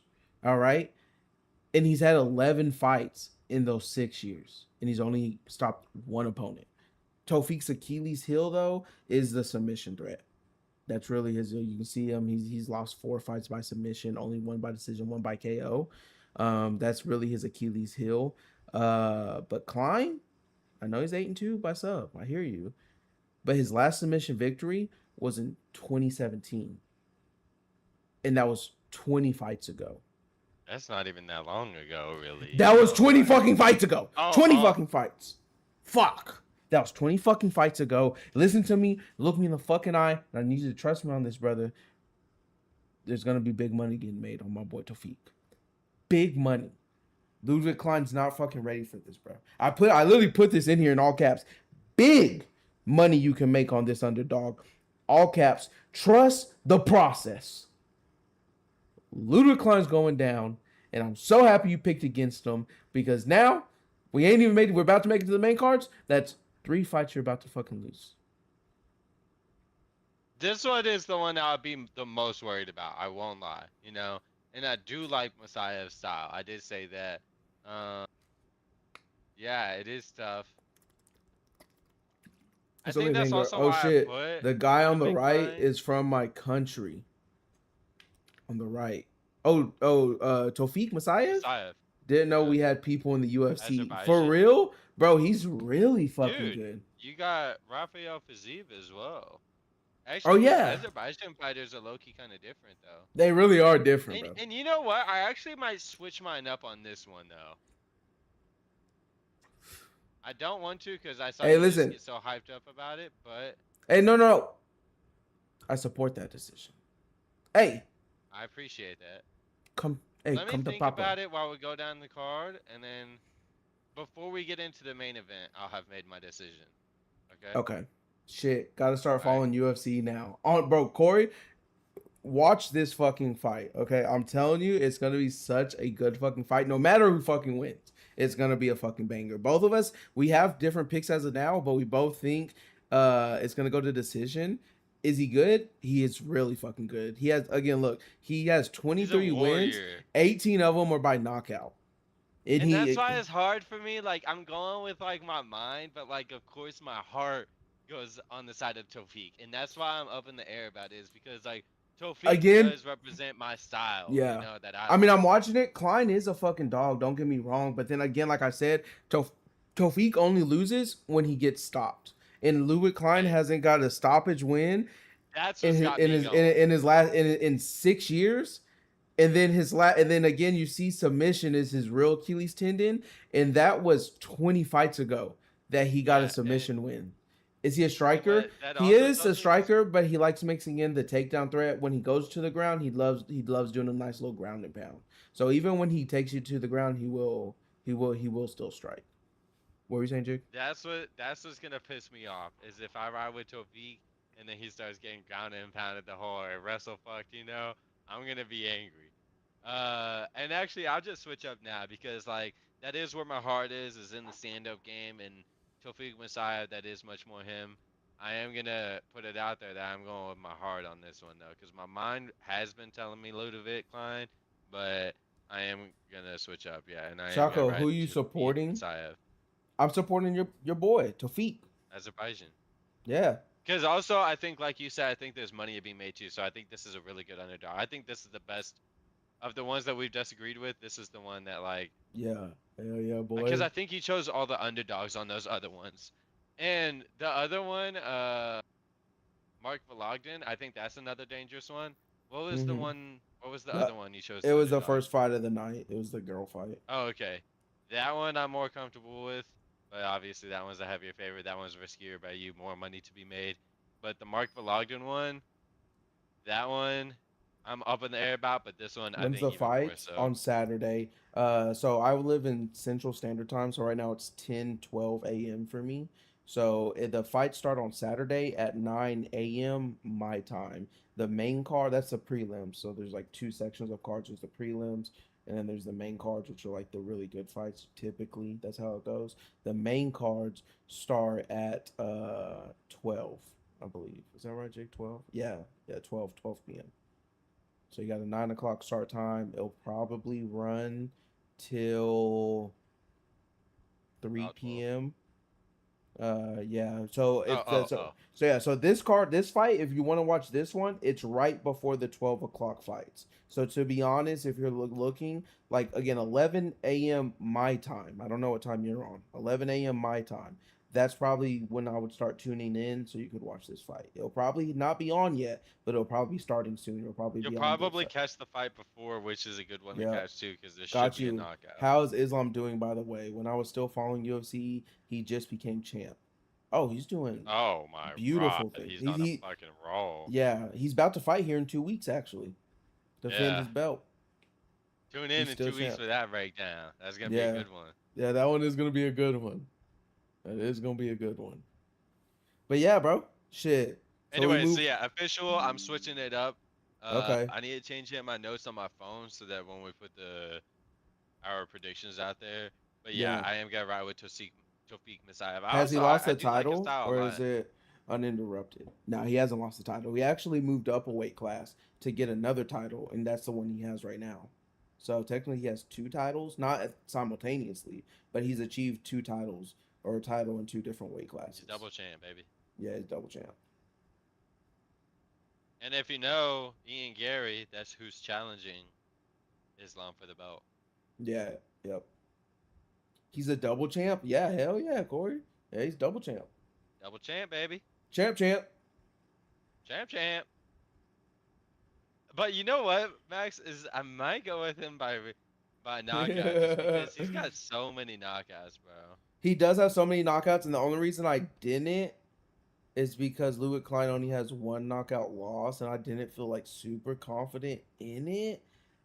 And again, like, but like, cause Louis Klein just went to war with Rebecki, and Rebecki can fucking throw, Right. and Rebecki slung at him. Now Louis Klein did get hurt in the first round, but he did recover very fucking well, and then adjusted correctly, and went the whole distance with them.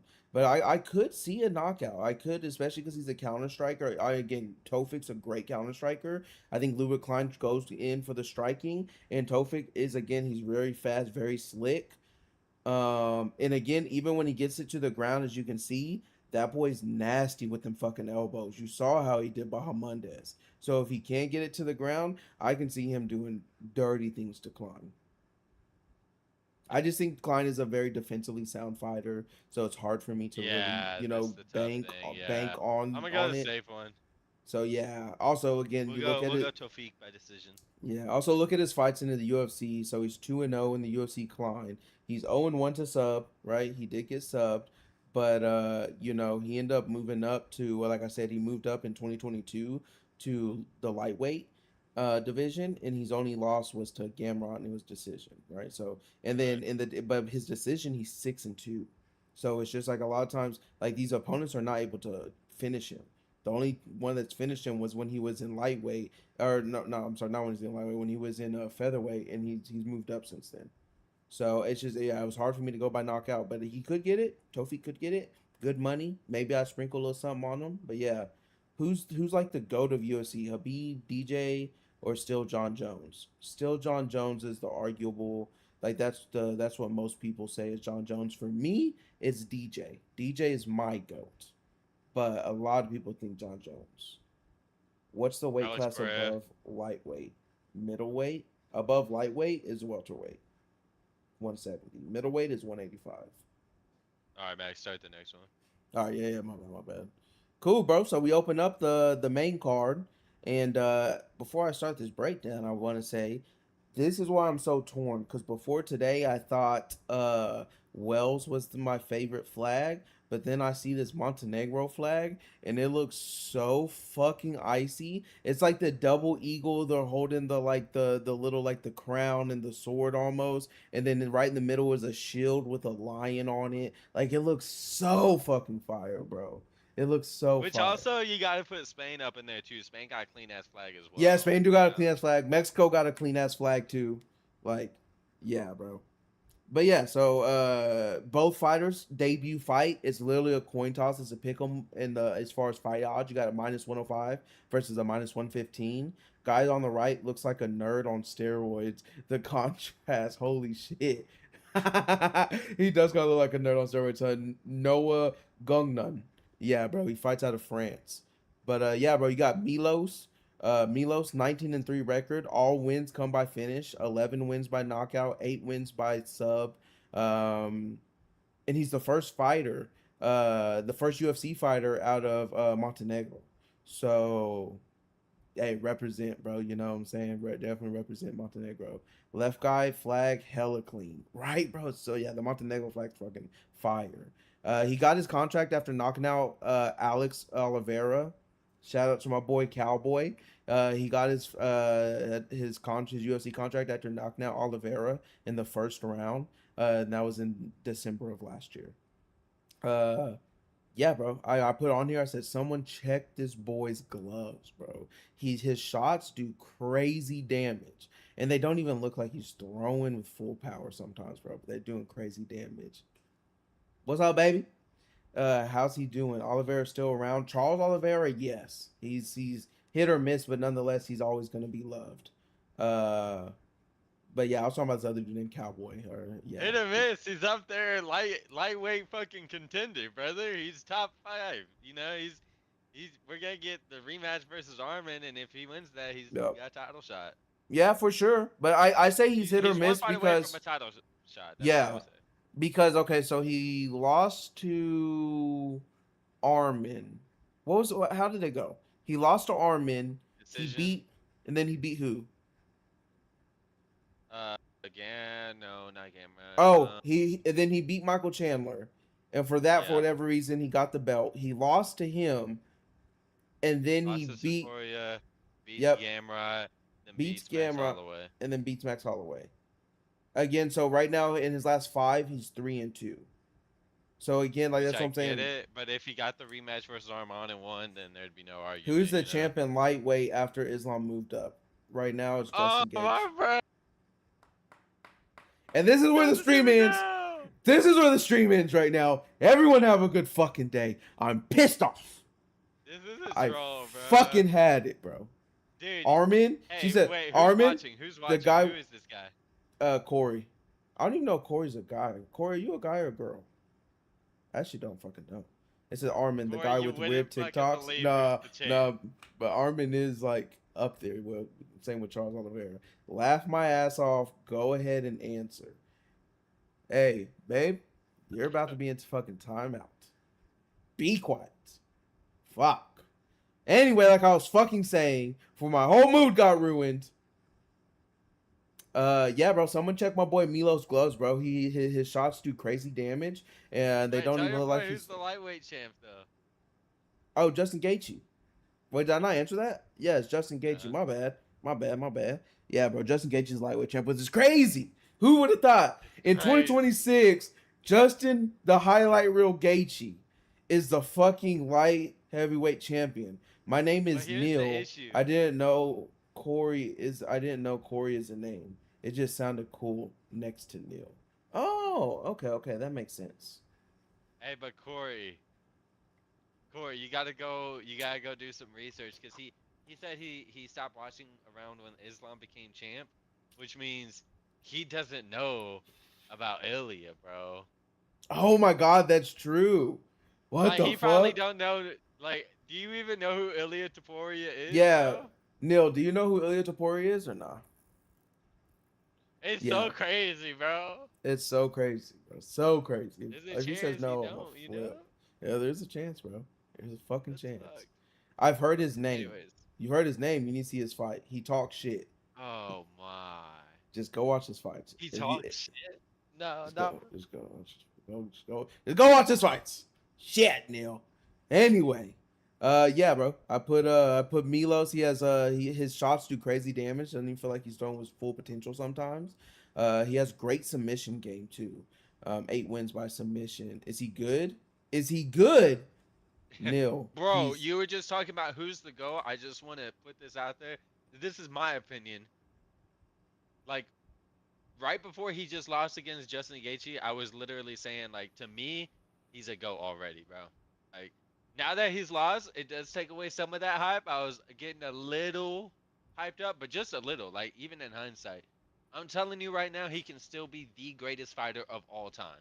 yeah, But when it's all said and done, he absolutely has potential and absolutely. real potential Yeah, to I be know. the Yeah, greatest fighter of all time. 100%. Like Neil, I was telling you, DJ is my goat. Ilya Taporia is my current favorite fighter. And you know, I fucking love fights. I'm doing these breakdowns and If shit. there's any fighter you should catch up on, like since you stopped watching, it is him. It's Ilya Taporia. Yeah, Go do all the research you want and can about him. It's a yeah. whole movie, you know? This is what you do. You go watch. He, you mean he just dog walks everyone? Yeah, yeah. That's what he fucking does. That's what he does. This is what you do. All right, His you ain't watch. skill, bro. Yep. Don't lie to him. I'm not fucking lying. He dog walks everyone with Is only that one your wife? exception. Yep. Yep. Oh, Fucking. Max, let me use Huh. the bathroom real quick. Keep talking about Taporia to him or whatever, but let me use All right. the Yeah. Go bathroom. do your thing. Go do your Sorry, we're thing. taking forever on this one, my bad. Except Justin. Yep, that's the one fucking exception, and I don't want to talk about it any fucking more. Okay. Yes, he's fucking amazing, Neil. He's literally fucking amazing. Like, if you're gonna want to catch up on a fighter that you haven't watched, give me some Ilya lore. Some Ilya lore. He wrestled throughout his like when he was young. His brother's in the UFC now. His older brother saw so much potential in Ilya Taporia that he halted his MMA career to train to train Ilya to continue to get better. And he saw Ilya getting so good, and now his brother's in the fucking UFC. Um, yeah, bro, he's just, bro, he's a menace. He truly is, bro. He truly is. He fucking you probably know Max Holloway. He knocked out Max Holloway, first person, only person to ever knock out Max Holloway. Knocked out Volkanovski. Yeah, knocked out Charles Oliveira. You were talking about Charles Oliveira. If he's still good, he is still amazing. Taporia finished him. Like Taporia truly is just next level. Yeah, bro. I'm telling you, just bro, you gotta look into him. You gotta look into him. Yeah, yeah, he's someone to be feared for sure. Um, oh yeah, I forgot the dishes in the fucking restroom. So he just tapped all the big guys. I mean, legit, that's what he did, bro. He went out there, knocked out Volkanovski. Went out there, knocked out Max Holloway. Went in there, knocked out Charles Oliveira. And this isn't like with gaps in between. That's literally the timeline. He knocked out Volkanovski, knocked out Max Holloway, and then right after that, he went up to lightweight and he knocked out Charles Oliveira. Fucking hell, I gotta catch up. On God, bro. Oh God, bro. He's amazing. He's fuck. I got two Ilya Taporia shirts I be repping, bro. Like, yeah, I fucking love my boy. I can't wait till he comes back. I can't fucking wait till he comes back. Speaking of comeback, I don't know where Jiggy's at, so I'm gonna just continue with this. So yeah, bro. So we got Milos. I was all stuck on Milos, my bad. Yeah, he has a great submission game. Um, have you been to a UFC event? No, bro. I want to. I want to so fucking bad. Bro, me and the missus been trying to talk about trying to go to a fucking UFC event and shit. Oh, bro, I want to, bro. It's like it'd be a fucking dream come true. I've never been to a live event before, and I would fucking love to. There's a bunch of live events I haven't went to. Like I've never went to a football live event. Is it expensive or just far? It's expensive for you to get good seats. Like you can fuck around and get away with paying 1 to 200 bucks for seats, but they'll be like hella high in the nosebleeds. If you want to sit where you're not gonna be watching the big ass screen for the fucking fights, like you want to actually look at the cage and see the fights, you probably have to pay somewhere like, yeah, I'd say $600 to $800 is probably like the good end of it. You can obviously get amazing seats for thousands of dollars, but like I'd say $600 to $800. You may be able to get away with $400 if the card isn't that crazy, but yeah.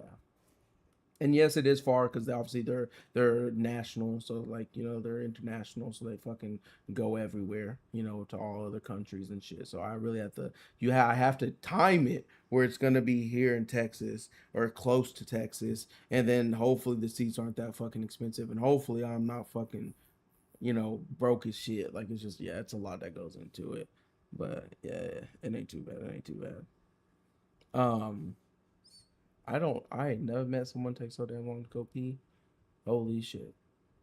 But yeah, bro. So Milos, he has a great submission game as well. So he's a well-rounded fighter through and through. I feel like. Do they fight in Dubai, Abu Dhabi often? I'm moving there soon.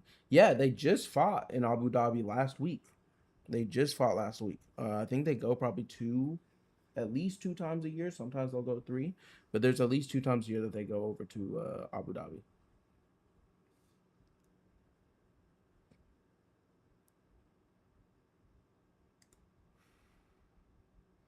Um, yeah, bro, I think so. Anyway, I think Milos is like a little stiff in the stand up, so he'll get clipped. But his power and speed in the hands, he doesn't mind getting clipped. He doesn't mind.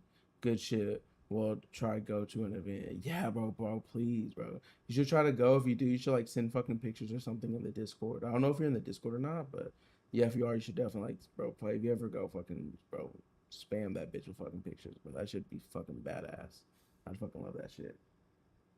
Um, but yeah, on the other end, we'll make a video for you. Much love. I appreciate you.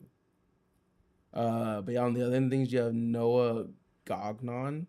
He has like 100% finish rate as well. So both fighters 100% finish rate. He has 6 wins by knockout. On God, that's what I'm saying. Did this dude go smoke? Holy shit! Except I'm gonna go piss. 30 minutes later and shit. If you ever Bro, I come had to by, piss a we'll show lot. you around. That's a bad. That's a bad. Is the French guy good? Piss a lot. You was gone for fucking 6 minutes. My bad. I had to let my parents' dogs out. But yeah, bro. This French guy, he is good. Yes, he is pretty fucking good. Again, he has 100% finish rate, similar to Milos. He has 6 wins by knockout, 3 wins by sub. Again, he's another Frenchman on the scene, and maybe at some point we got to give these Frenchmen some credit because we got fucking Benoit Saint Denis, we got Nasruddin Imavov, and that's the only French dudes we're giving credit to in the UFC. There is another one, and I did put his name on here because I was gonna mention him, No, delete his name.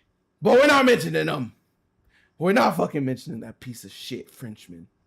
But anyway, yeah, bro. Noah's another well-rounded fighter. He seems more defensively sound than Milos. I'll say that. He uses a good guard, and he's really light on his feet. He'll take it to the ground, and he really has really nasty ground and pound. What do you mean? What did he do? We're not gonna talk about him. We'll talk about him later. Yeah, bro. Prediction: I have Noah Goggin by KO or just take finish. Honestly, he could get a sub. Who knows? But yeah, I put on that this is truly a coin toss. Milo has the home field advantage. Uh, but one thing is for sure: the fight is not going to the judges' scorecard. Both 100% win rates. He's the For interim heavyweight sure. champ. Mention him. He's my second favorite. Oh, you're talking about Alex Pereira? You're about to get banned. What the fuck? Second favorite? Don't make me angry. Next to Ilya, right? Oh goodness. All right. Anyways, you're going with Noah Guggenheim by knockout. Mm-hmm. Mm. Nice. So I, now we're gonna have. I've said by finish in general, but if I have to pick a method, I'd pick knockout. Yeah. So now we're gonna be 3 fights off because I'm going Milos, Janicic, or however the fuck you say his name. Yeah, I don't know. I just call him Cobra. Wait a second. What? Oh, no, I'm tripping. I had something else pulled up on my page. But yeah, I obviously wasn't here for everything he said. but I'm sure you covered everything. Both guys got a solid amount of knockouts and subs. Both of them prefer the knockout. They don't really get a decision, like you said. Definitely not going decision. Um, yeah, no, Gugnon, Noah Gugnon. His striking is definitely more crispy. He's more disciplined with it, more composed. Um, he, I think if it does somehow go a decision, I think it definitely favors Noah. I'm gonna ride with Milos Janicic, the Cobra. Uh, 19 wins, all by finish. I fucking love it, baby. Uh, yeah, he's a little chaotic, a little crazy. He's very aggressive, and he's got a slight height advantage and a decent reach advantage. I mean, 4 inches. I feel like that's a good reach advantage. I mean, 4 inches. Yeah, Pretty good. like That's basically like a whole fist, depending on how big your fist is, four maybe a four little more. 4 inches, like or solid 4 inches. Hey, four Uh, inches is enough. I tell you what. it is. That's a lot, bro. It is a lot. That is a Four lot. inches. 4 inches is huge. Yeah. Very long. But yeah, yeah, I'm gonna rock with him by knockout. Did I have what round? Yeah, I got round two. I think you said round two knockout for Noah. I love that too. Again, like you say, kind of a coin toss. This is where I was thinking of when I was telling you. I don't know how to tell based on the levels of their opponents, like when they're fighting in different organizations and stuff. hmm Um, but yeah, I love that this is on the main card. It's a coin toss. Some killers, and it's both their debuts. So Yeah. that's dope to me. But yeah, I'm rocking with Milos round two That's like knockout. a hand. Exact. How would you know? Just no. It's like a big hand though. Yeah, it's like a massive hand. It's like, Yeah. yeah, bro. For sure. Shit, bro. Let's move on to the next one. All right, next we got Lasto Chepo versus Gilbert Urbina. Urbina. Hold on, Jig. What's the 10 minus 105 under his flag and minus 115? So basically, like this one is a better example. So if you see the minus, right, you see this dude's a minus 340. Essentially, with that, these are the betting odds. So plus means you're an underdog, minus means you're a favorite. The number next to it means, so this is minus 340. So basically, you have to put down $340 to make $100 off of him. Right, that's what this means. This plus 270 means every $100 you put on this guy, you get $270 back. But these are just like the fighting odds. Not about that. Go ahead. Uh, so yeah, we got El Chapo, baby, versus the RGV bad boy. I don't know if you ever Yeah, been saying exactly. your prediction earlier. I always feel like immediately saying it and then explaining why, but sometimes Uh I feel huh. like maybe I should hold off. Because I feel like more I'm going into, I need to have more facts about them. That's what I should do in the future so I can start listening to facts. I don't have a ton of facts. Let me pull up some stats so that we can at least go through it, or we could just look right here. So yeah, 2-inch reach advantage for Gilbert Urbina. Shorter, but with a reach advantage. 2 inches shorter, 2-inch reach advantage. About the same age. 1-4 in his last five to El Chapo's 4-1. But of course, this is El Chapo's UFC debut. Gilbert Urbina, being 1-3 in the UFC. That's not looking too good. Um, which actually has me curious. Oh, that's right. He's one of the guys. Oh, his Ultimate Fighter. So he actually fought Trayshawn Gore on Ultimate Fighter and lost, and still got to the UFC. So we're getting in the UFC off a loss, which is huge, right? Like it's just fucking perfect. Um, Nah, but for real, Chapo, look, we got Vlasto, Chapo, El Chapo by early knockout, round one or two. Um, I'm gonna go with round one. This guy, he's Gilbert Urbina, he's just getting knocked out, bro. He got knocked out by Medic, got some big hands. He got knocked out by Charles Radke. He got subbed by Brian Battle actually. So what the fuck? Um, Yeah, bro. So Chepo, he's aggressive. He's explosive. Um, got a lot of knockouts. Uh, fights with a lot of pressure, and he gets people out of there pretty quick. Um, Gilbert Urbina, he's pretty tough, but he's got some, he's not so great defensively. I feel like he's not super good anywhere particularly. And yeah, I can't really ride with him. So yeah, I got El Chapo. I think Uh, I could see a round one knockout to be honest. I think I'll go round one knockout with him. yeah, bro. Yeah. Why is he fighting someone so much better? Yeah, he's on a very bad streak. I think he probably took the fight because they offered it to him, and to be Another, what honest, did you he call it? oh, another Shooter shooter brute? boot. Yeah, it's another shooter boot. Yeah, bro. I mean, when you're 1-3 in the UFC and the UFC offers you a fight, you have no leverage to say no. You have none. And so you say yes and you hope for the fucking best. Yeah, bro. I got El Chapo. He's another 100% finisher, just like the last guys. Both of them are Yes, 100% sir. finishers. We got another 100% finisher. With 14 wins, 10 by knockout, 4 by sub. He's only seen the judges once ever. He does have 3 losses: one by knockout, one by sub, and one by decision. And so he comes from a boxer background. This is that dude I told you that he fought, and the fucking ref had the fucking bulletproof vest on, Yeah. and he had the gun. Is this one? And like, bro, the Damn, I commentators, wonder if like I probably watched it but didn't see it? yeah, bro, this dude, Damn. yeah, bro, go watch it again. I'm pretty sure it's his last fight in the or whatever. And he's fighting, bro. He has like he's all breaks, no gas, bro. He's a huge dude. Yeah, He's yeah, built like a yeah. brick house, and he's 6'1". Bro, he pushed forward, and it's the commentators. They're speaking English, right? And so you Yeah, guys, I yeah, can yeah. hear him. And like, bro, like he goes through this insane exchange, and then like just heavy pressure, and his fighter like clinches him, like puts him up against the fence. And one of the commentators, he said something. He said this is fucking crazy. And he had like cussed as a commentator. The other commentator started laughing because he was just like, it was such a natural Oh, I reaction think I had from heard it because I seeing. think I was getting the vibe that that dude was a guest.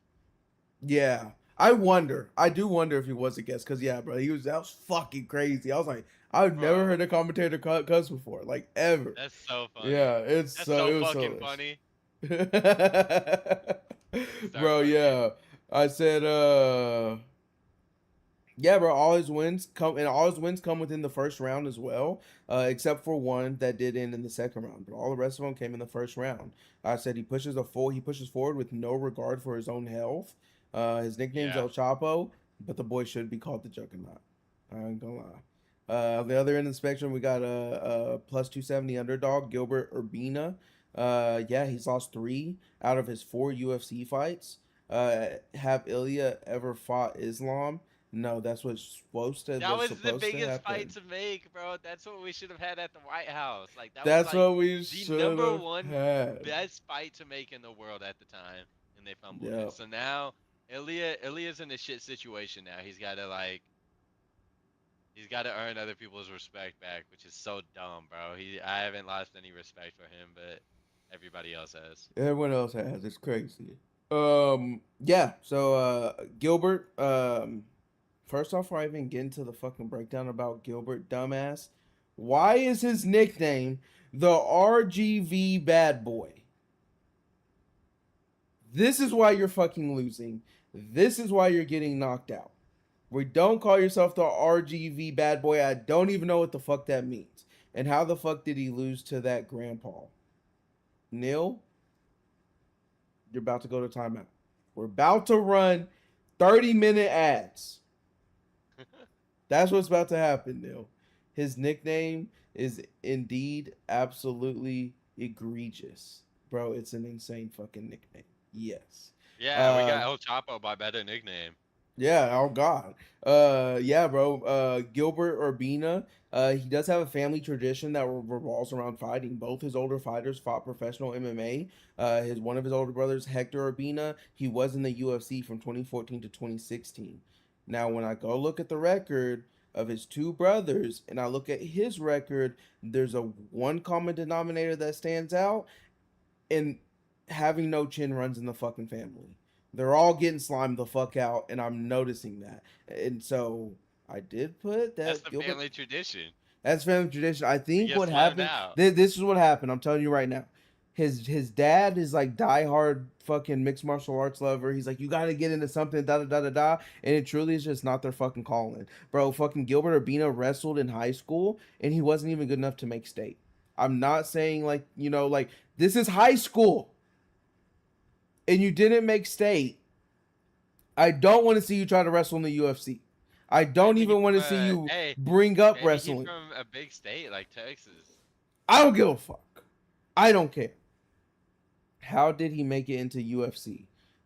Basically, they called him on a short notice for his fight, so he lost. He was in the Ultimate Fighter, where it's like 6 weeks they're staying and fighting in a competition. He made it to the semifinals. He ended up losing then, and then what happened was Brian Battle was supposed to fight him, or Brian Battle fought him because Brian Battle's opponent pulled out, and so Gilbert Urbina pulled in, and then they gave him a contract, and he's been in the UFC since then. But like I said, and like Jiggy said, this is a shoot to boot, shoot a boot, and he's getting fucking booted. Prediction: this one I put on here. This one has got to be the easiest pick of the fucking fight. Give me El Chapo by brutal round one knockout. I put on here after that. Bet the house on it. Bet the fucking house. First round knockout. El Chapo's getting it fucking done. I like it. I like Are it. there any good American fighters currently apart from Gaethje? Yes, but not champions. No, I don't think Yes, there's there is any. Sean Strickland. Oh fuck! I see. I always fucking forget. Yeah, bro. Yeah, Sean Strickland. I don't like him, but people do like him. People love him, and he does have Hey, if you want to legit. talk about other good Americans, Josh Hokett. I was gonna say Sean O'Malley first. Josh Hokett, for sure. Sean O'Malley's up there. Americans. I can't remember this guy's name. Not playing. Is it Bilal Muhammad American? I mean, he's from America, but he don't represent Which is crazy, America. but he's from America. Yeah, he's Yeah. from Chicago. Yeah, that's fucking crazy. Why people hating on him? Hating on who? Why hating on who? Bilal? But anyway, yeah, bro. Give me first round knockout. El Chapo. Yes, sir. Uh, I already deleted my notes on here, damn, but I think I didn't. I say the same thing first round knockout. Did I say that? Yeah, yeah. Okay. All right, you got this next one. This one is also a close one in terms of Sean, because I hate on Sean because he talks a big game, like he's just gonna do this crazy aggressive fighting style, and he never does. He plays super safe. I don't like that. But yeah, so you got Dushko Toro, Todorovic. I hate his fucking nickname. Todorovic. Thunder. Are we fucking five? Why is your nickname fucking Thunder? I'm a Thunder Versus buddy. Robert Valentine, my man, Rob Zilla, coming in hot. All right. Rob Zilla ain't even that good. The nickname Rob Zilla is better than Thunder. It is. It is definitely better than Thunder. But Rob Zilla, it's funny. I'll say it's funnier than anything. That's Rob Yeah, Zilla. bro. Yeah, he got the nickname because whenever he was young, he's like a brown belt in judo. With one of his grappling coach, he nicknamed him Robzilla because he said that he kept injuring the other students, That's and that's where he got the hilarious. nickname from. Yeah, bro. Anything sounds good after RVG Bad Boy. On God. Facts. Oh God. But yeah, so Dusko 4-6 record in the UFC since 2020. He's won his last fight against Jose Medina by sub, but keep in mind Medina's riding a 5-fight losing streak currently. Mr. Thunder was number 4 out of the 5. So yeah, he started training Taekwondo at 8. He picked up wrestling and grappling until about 16, and then he found MMA. And yeah, he does hold a black belt in Taekwondo and in BJJ. So I think that's good to be noted. He strikes to get in range to work in clinch game and transition to the takedown. It's kind of his main bread and butter. He has fought striker heavy fighters in the UFC so far, um, but he has good scrambles on the ground. Solid ground and pound to work for a submission, or just he'll settle with just ground and pound. On the opposite end of that, you have the slight favorite Robert Valentine. He lost his first 3 UFC fights, but he won his most recent fight by submission. Which you remember that whole bro? Where's Adesanya? You keep mentioning these people that are they're gone. Adesanya's a corpse. Okay, Adesanya Yeah. is a walking corpse. Yeah, I don't like to say it, but it's the fucking truth. It breaks my heart. It breaks my fucking heart, bro.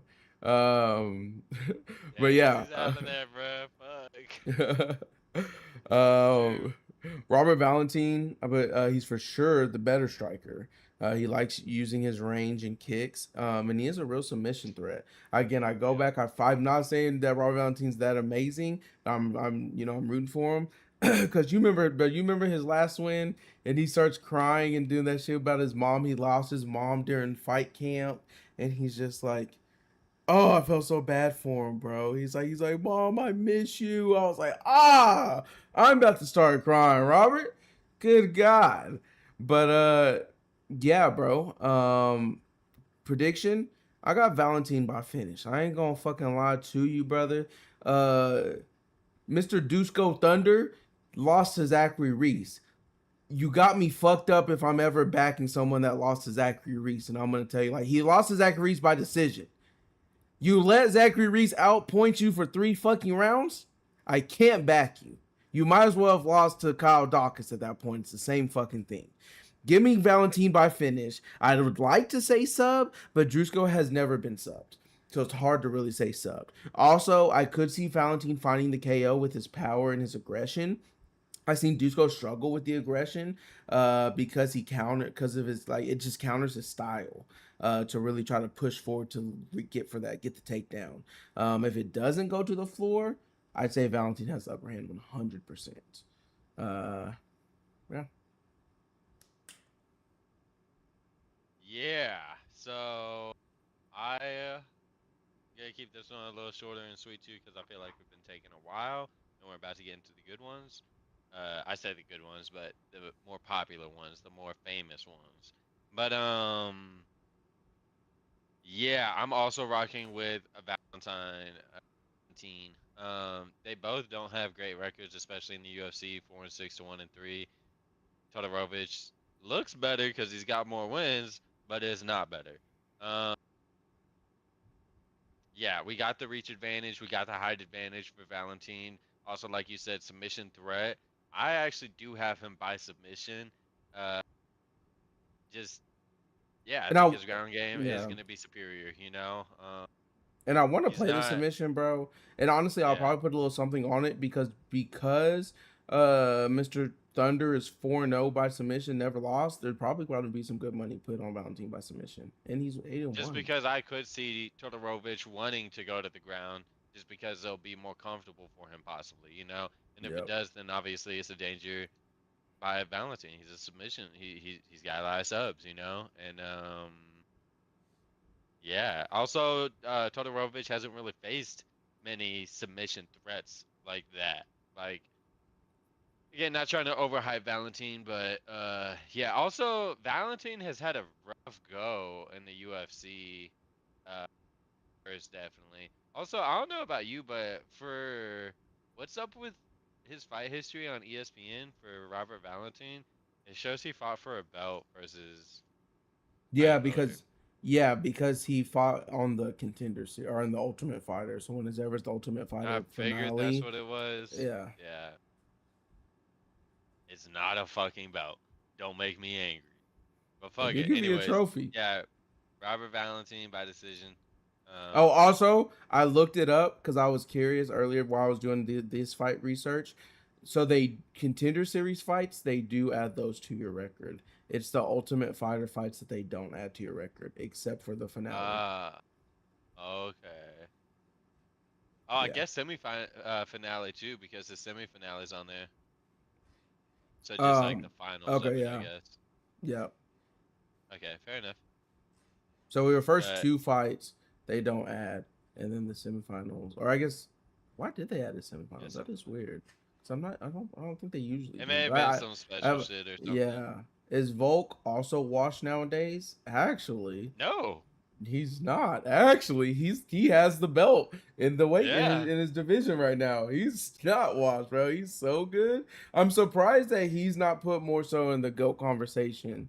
Like I feel like I do because he see it got sometimes, but yeah, I do see him I agree. sometimes, yeah, but like like more arguably more debatable, like people do with Taporia and and other people. So it's just like Volk had an insane run. The way he did Max was crazy.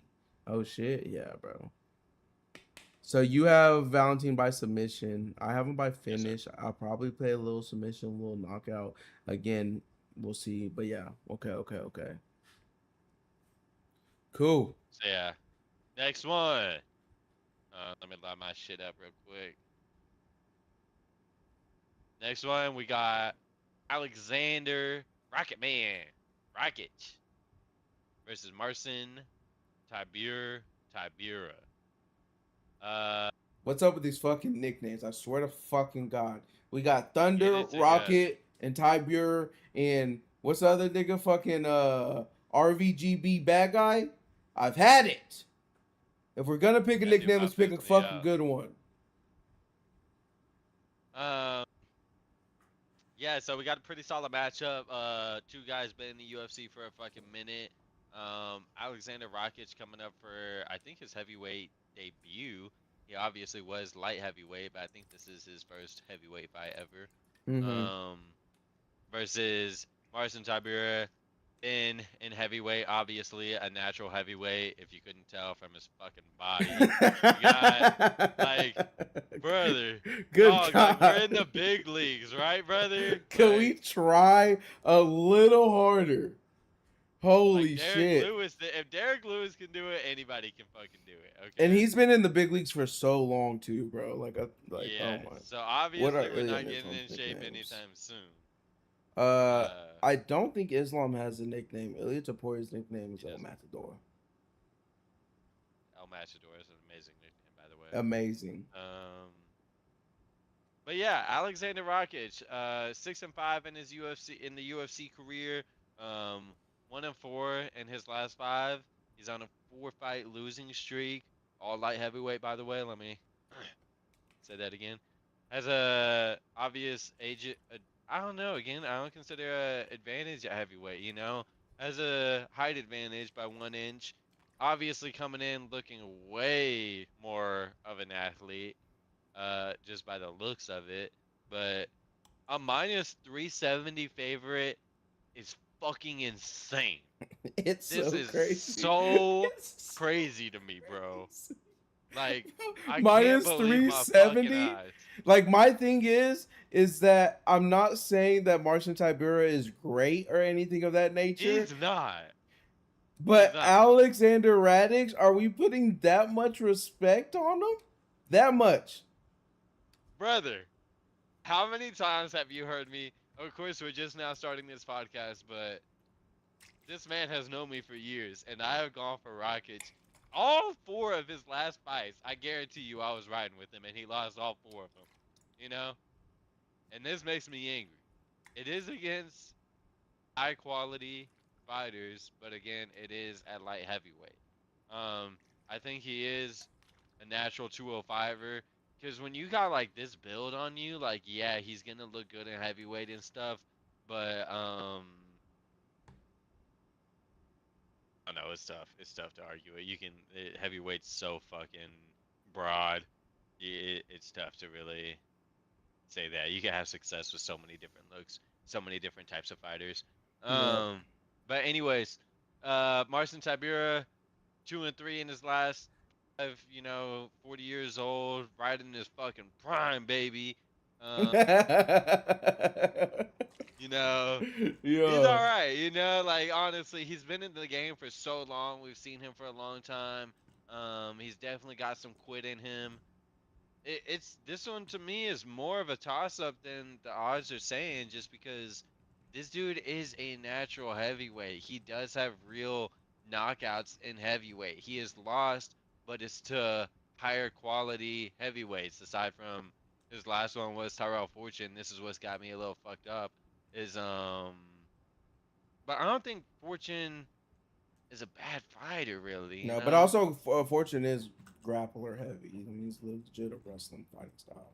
So Yeah, like, Rakic is the opposite. Rakic is a obvious stand-up fighter. 9 wins by knockout to Marcin Tiberius 10. Um, but I'm actually gonna go with the big underdog here.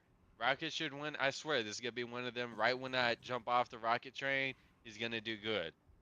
If that happens, don't ride with him. It's only gonna be for one fight. And he's gonna go right back down the street. So and this one's a then, little riskier, I'll he's gonna say. win, and they're gonna be like, he's ready for Josh Okett.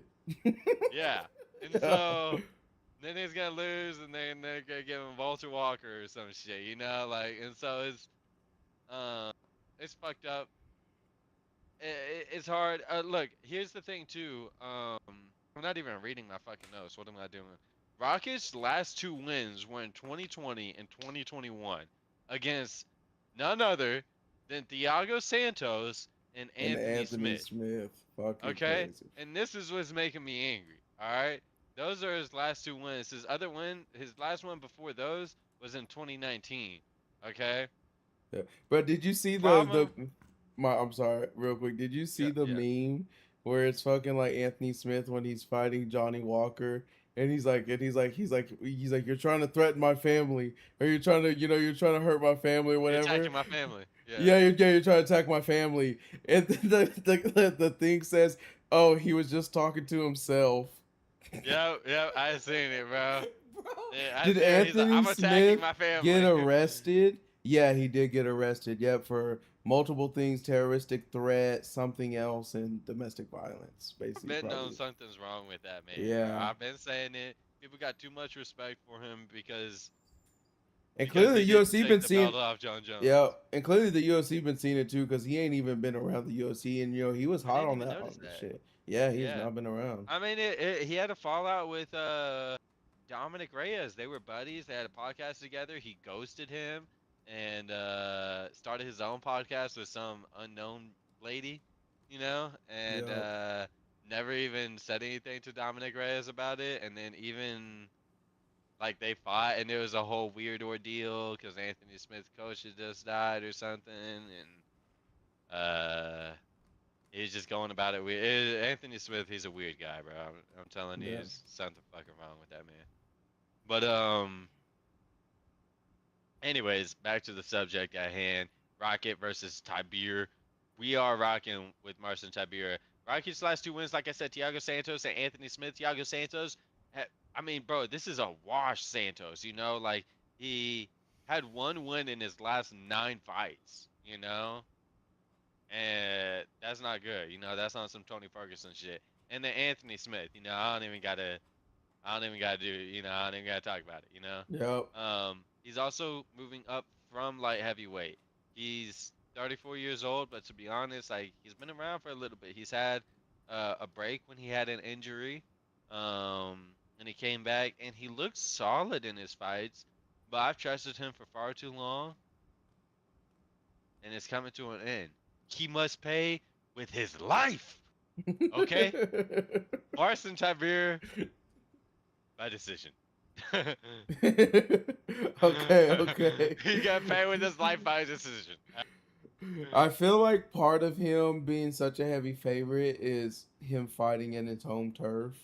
I don't know how big of a favorite that's playing, but He is fighting in his home turf finally. If he Also, loses, they're gonna Neil, kick him you out of said the there's turf. so many Serbian fighters nowadays. A lot of these motherfuckers, because they're fighting in Serbia, it's their debut.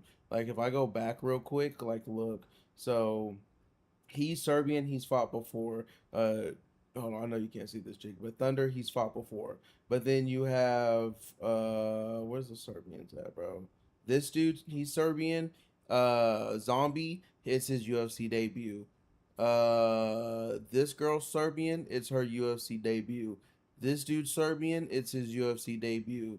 This girl Serbian. It's her UFC debut. So a lot of these motherfuckers are Serbian, but it's truly their UFC debut.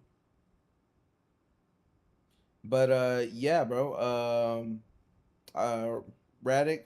I mean, he's lost, like you said, he's lost his last 4 fights: 3 by knockout, 1 by decision. Fuck, am I tripping? Oh, no, my bad. Yeah, he's moving up from his for his heavyweight debut. He does have same reach as his opponent, and he does have 1 inch height advantage. He is the quicker fighter in there. He's used to people being in 205 that are fast as well as light on their feet. So he will have the advantage in that aspect. But he needs to mix in the takedown threat to avoid taking any big shots. The thing is, his chin is just so cracked. He does have cardio and devastating kicks, both high and low on his side. But on the other end, you got Mr. Tiber. Tiber, he's coming off a 2 fight losing streak, 1 knockout, 1 decision. He obviously is the way older fighter. You got him 40 versus Radic being 34. He struggles against more athletically sound fighters, I feel like, but those are the top of the division fighters. You're talking about the Tom Aspinalls. You're talking about Yep. the who was I just thinking about? Volkov, right? Alexander Yep. Volkov, right? You Tyrell talking? Fortune. Don't piss me. Sorry, Fuck sorry. off. Don't Sergey piss me off. Spivak, though, for real. Sergey Yeah. Spivak, Tom Aspinall's training partner, Delizia, Alexander Yep. Volkov. You know, Yeah. He's not had to deal with too much takedown threat due to the being the heavyweight division. And he does struggle either has Rakic. with overwhelming power with his age, and he gets tired of the high pace. Prediction: give me Rashka by decision. Give me my boy Rocket by decision. Yeah, bro. I put on here. I said I feel so worried by this pick because Rocket's chin has not looked good, and he's now in a heavier weight class for the first time. I'm leaning on him being the faster and better IQ fighter than Tibera. Um, IQ, IQ. Tibera's an idiot, Jig. You don't need to be fucking Bill Nye the Science Guy when you're fighting him. Be honest, do any of you bet on Connor before his fight? We Neil? both did. We both did. We both did. I made some decent money on the fights underneath him. No. That Oh was it. man, But man, I sure wish that boy Connor would have fucking won. Aspinall, my current goat.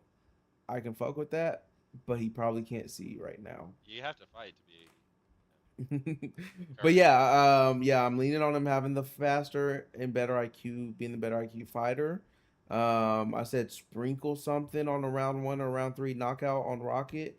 I could see that happening for because he could have a fast start and a high pace.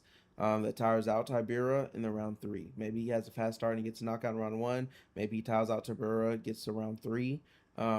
Because Rocket does have really good cardio. He does have very good cardio. Can put up good pace for a long time if he doesn't get clipped. Again, I feel I'm very worried about this pick, but I am gonna take Rocket by decision. Too. I mean, Rocket's a big favorite, and it is for some good reason. You know, he is a solid striker. You know, and like you said, his cardio is good too. He's moving up a division. He will have the speed and the cardio advantage. IQ, like you said, Tiberius no genius, but neither is Rocket. You know, um, the Nah, bro. problem is Rocket's I odds went, is I went back and I was watching him versus Yuri, and I watched him versus Yuri again, and he looks so good. And then the yeah. commentators go, "Oh, like he just needs to make sure he doesn't get into a brawl with Yuri." About 30 seconds later, mink, mink, mink, mink, straight phone booth boxing. They were like, Rocket shouldn't be doing this right now. I remember that shit, bro. Cause remember He, I had Rakic, bro, and yeah, he sold the bag. bro. He You know, had and that's why I such don't good. trust his IQ. That fight specifically is why I don't trust his IQ. Yeah, yeah, Problem is that his losses are to the high level light heavyweights, and so that's why it's hard for me to. And it's Marcin Tybura, you know. So, but I am not gonna fucking ride with Rakic again. I've learned my fucking lesson. So I respect you for choosing him. I'm also worried for my pick. I'm not super confident, but yeah, we're rocking on the other right. side. Damn. Okay, So so 4 fights. We got 4 fights different yeah, so far. hey, Yeah, I'm with it. I'm with it. Let's go on to this co-main. yes sir. Yes, sir, bro. We're rocking in. I don't know why neither of these fighters have a nickname, but whatever. When I looked it up on Google, it said Jan Blachowicz' nickname was John, but it's I not on the think it UFC is. website. It is not on ESPN, so I just took it off Uh, because I was like, "There's no way this nigga's nickname is really John." It probably is I feel John. like I've seen that. Yeah, I feel like I have too. How's Tom been doing? Why is he not fighting? There's this one Cause, guy. cause of your second favorite fighter? Oh, that Or is was that Liz someone that else? said that. Uh, Yeah. whoops. But yeah, this dude Cyril gone poked him in the fucking eye, fucked him up, and it does kind of seem like he's dragging it out, but you just never fucking know. He's doing a lot. He's doing a lot, and he's been recovering, but he looks like he's ready to get back in there and fighting. At least that's what he's making it sound like. So hopefully we see him again soon. And I can't fucking wait for him to slime out Cyril Gone. I can't fucking wait for him to fuck this dude up. But anyway, yeah, bro. You got Mr. 43 and Me, Jan Blokovic. Holy fuck, grandpa. Holy fuck. You're 43 years old. I understand you're this little bit of underdog, and it's probably because of the age. It's probably because you've been losing. It's probably because shit ain't been looking too hot for you, brother. I'm gonna keep it a buck with you. Yeah, I mean, the one thing it's crazy, this dude is a draw machine as of late. How do we draw against Ankalaev, then draw against fucking Bogdan? That's crazy. And before that, in between those, he lost to Alex. He lost to Carlos Oberg. Both fighters. Okay, so out of his last 4 fighters, 3 of them have had the belt within the past year. So yeah, I just want to put that out there. Oh shit, what did you say? And all of them have fought for it. Oh, sorry. No, Yeah. no, no, no. I am tripping. It's because Bogdan just fought Magomed that I'm thinking that. Yeah, But that's the guy I didn't want to mention. I don't like talking about Cyril Gone. He's a fucking cheater. But yeah, bro. So 43 years old, plus 260 underdog, coming in, fighting Navajo Sterling. Sterling known because he trains with Izzy. Um, Also, I always like telling people this real quick because I always think it's such a crazy stat, and I know you've heard me say this plenty of times, so fuck it. But Jan Blachowicz, if you didn't know, Jan Blachowicz is Poland, right? And so in Poland, there is this like forest, and they respect my boy. It's Blahovic. Blachowicz, Jan Blachowicz. Yeah, you're right. There we go. So there's this forest in Poland. It's called the Suicide Forest for whatever reason. Motherfuckers I thought always that was in go. Japan. The No, Suicide Force. there's one in Poland. What the fuck? Yeah, that's where he got the hell was in Poland. And so it's like in their tradition, it's like a thing where if you happen to run across someone that had like killed themselves or whatever, um they will You take you their like belongings. yeah, you take a piece of whatever. And so that's how it is Japan. But is there not a suicide forest in Poland as well? Well, you're talking about it, so obviously you know something. But this famous one that I and whoever said that is thinking is obviously the one That in was Japan. They made a movie. hold on. Like I know y'all know the one in Japan, especially because of with Jake Paul. Oh, that But too. I know it from the movie, but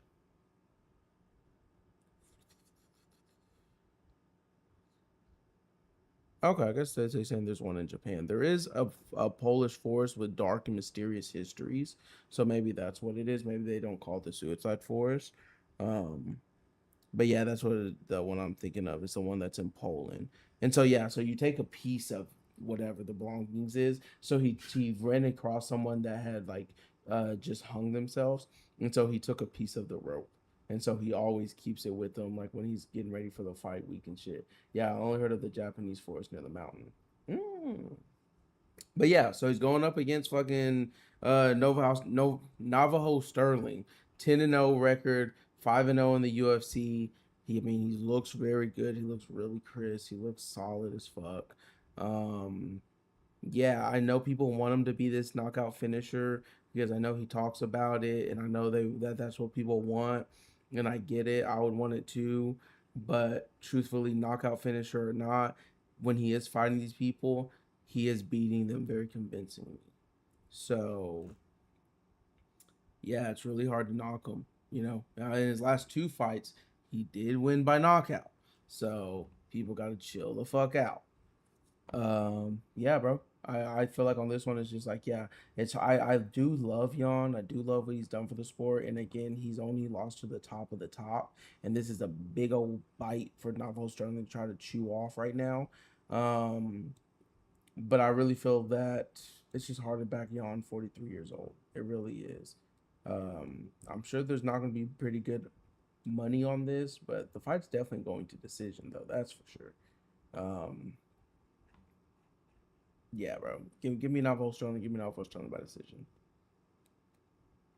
Okay, okay. I like it. I like it. You better like it so much that you're going for it. Where you guys from? Texas. Um, yeah. So Jan Blachowicz versus Navajo Sterling. Um, man, I think I agree with you to a T. Actually, I think I really agree with you.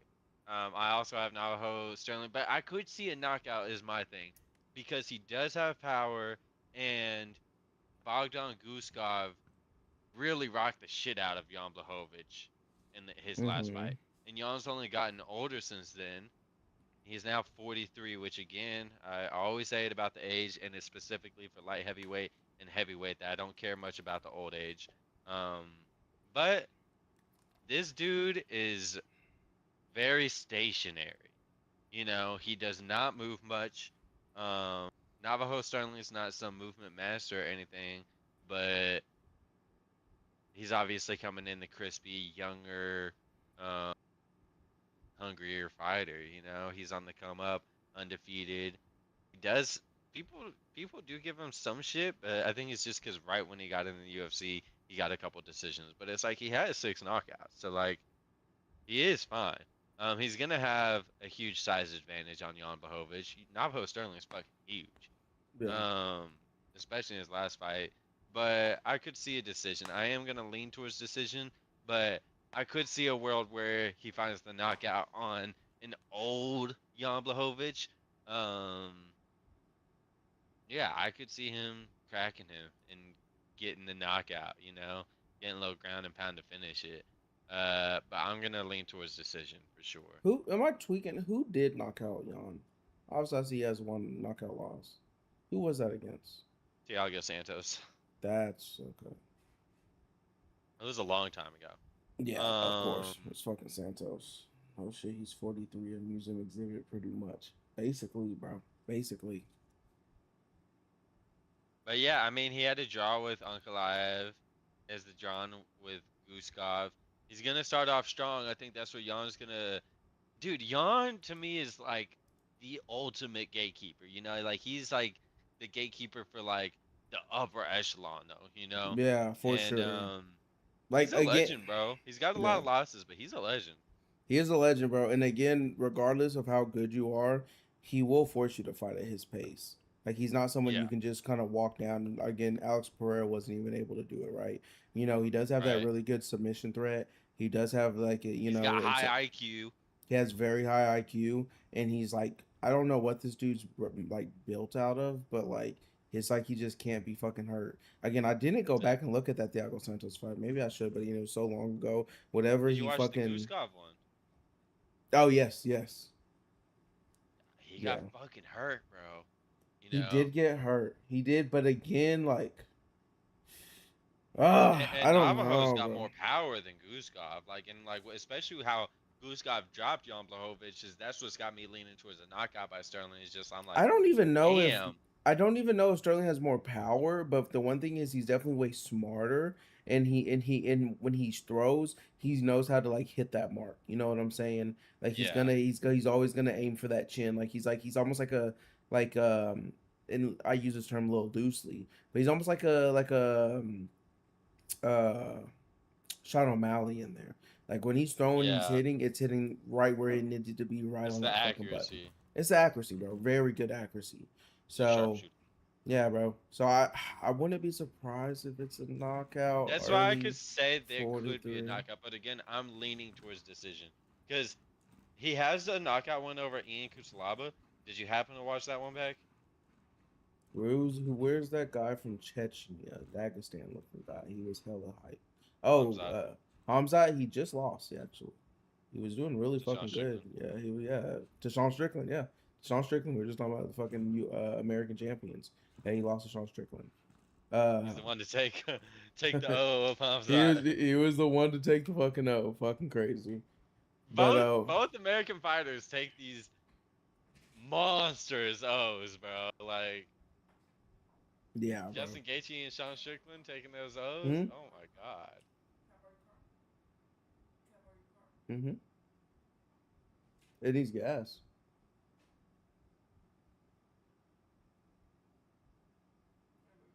All right. However much you put, it doesn't matter. However much you put, it doesn't matter. Just let me know. My bad. You're good. All No, right. not to Strickland. Fucking hell. Yeah, I know, bro. Fucking Yes, sir. crazy. Hey, But so yeah, I'm going Navajo Sterling by decision. I'm definitely gonna sprinkle some on a second round knockout. Um, I assume this is definitely a three rounder. Yeah, definitely a three yeah, rounder. I think this is where we really learn about Sterling because yeah, Jan Blachowicz. Like, I mean, he only fights the upper echelon of light heavyweight for a reason. Uh, yeah, this is gonna be the biggest test for Sterling. I hated seeing his last fight, how he finished Ian Cutelaba, especially because Ian Cutelaba was having some success against Navajo Sterling actually, and like he wasn't getting hurt. Ian Cutelaba, he's tough too. You know, he's a yeah. fucking knucklehead. He Um, really is, bro.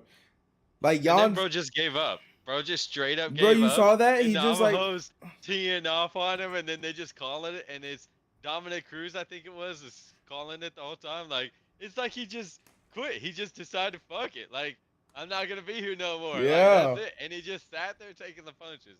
And so I hate seeing that as Navajo's last one. I absolutely hate it. But regardless, give me Navajo Sterling by decision.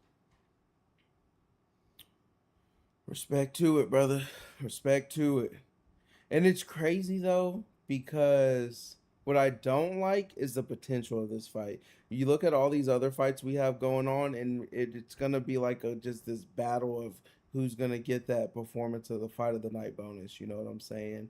And then you have this fight, and although again, Navo Sterling could really steal the thunder, it has the potential to be very boring, very lackluster because Yes, it it's does. gonna This is it's just probably going to be.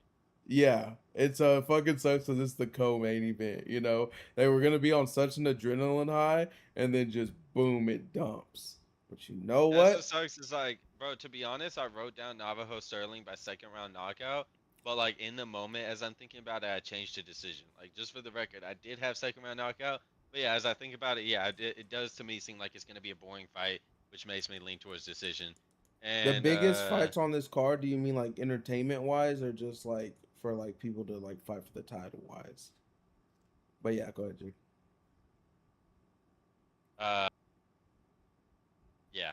Anyways, yeah, no, we can just move on to the next one. But Damn main event. you want it or Nah, bro, take it away, brother. Go ahead. all right. right, all right. We got Euros, the Doctor, Medic, or Medic. Do you know? Is it Medic or Medic? I think it's Medic, I think it's Medic as well. especially because Um, of the nickname being the Doctor, and then you get Medic. right. Yeah, big names. Hold Versus on, real D quick, Jake. Rod. You know what I'm saying? Uh, Yeah. man, this one breaks my heart because I actually really like both fighters. Um,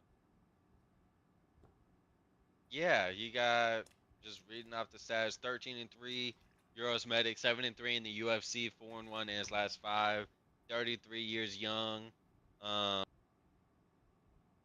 same height as D Rod, 6'1", slightly smaller reach, actually decently smaller reach, 3-inch reach disadvantage. Versus D Rod, 20-5, 10-4 in the UFC, 2-3 in his last five. Man, this one.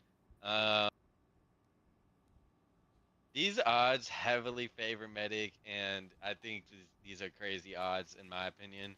Uh, Again, I truly think they're being super biased about the whole it being in Serbia thing because they did the same thing with Graddick. Yeah, yeah, and I can very much see that because yeah, these are crazy odds in my opinion. When you really look at both fighters, how they fight, what they like, you really break it down a little Mm. bit. Um, and so fuck. I mean, you got two strikers for one, Southpaw versus Southpaw, which I think actually favors Medic. He's fought quite a bit of Southpaws. Um, I don't know how many D-Rod's fought, but I feel like D-Rod's fought a lot of the who's who. But yeah, Euros Medic, he's fought a good amount of Southpaws. He's used to fighting Southpaws. Um, and I think he usually does have a lesser reach than his Mm-hmm. opponents in most of his fights. Um, doesn't have a ton. He's got good UFC experience, right? But not as much as D-Rod. D-Rod's got a little bit more UFC fight experience. Ah man, this one I don't even know where this. I want to talk about stats or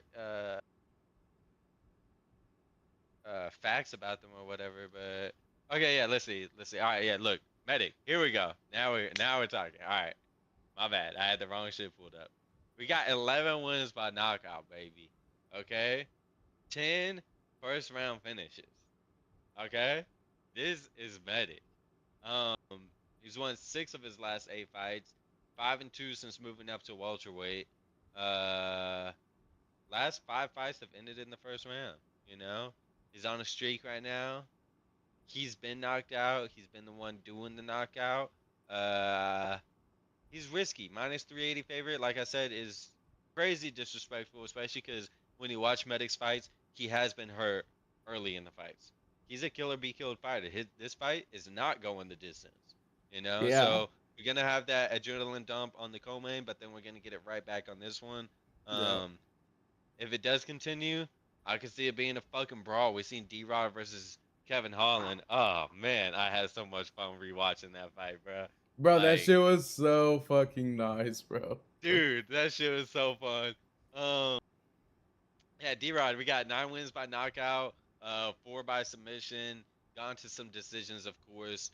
Um, but his 25 record is actually really good in my opinion. You know, like he's got a lot of experience. He's fought high level welterweights. He went on that three-fight losing streak. Now he's on a three-fight win streak. You know, he lost to Neil Magny by submission. I don't even remember that. Do you remember that, bro? Him losing to Neil by submission? Yeah. Hell Like no. it is in 2022, but I'm like, I don't really remember it like that. But anyways, like he's got his opponents that he fought are definitely higher level than Medic's. You know, Medic recently got the knockout win over Jeff Neal, but he's actually lost to a roll by before, just because we were talking about him earlier. Um, and then he's also been knocked out early in the first round. You know, what's this? 4 fights ago. Uh, Also, just for the record, Euros Medic, he did also fight Gilbert Urbina, you know, who's fighting lower on this card. Um, Gilbert Urbina. Yo.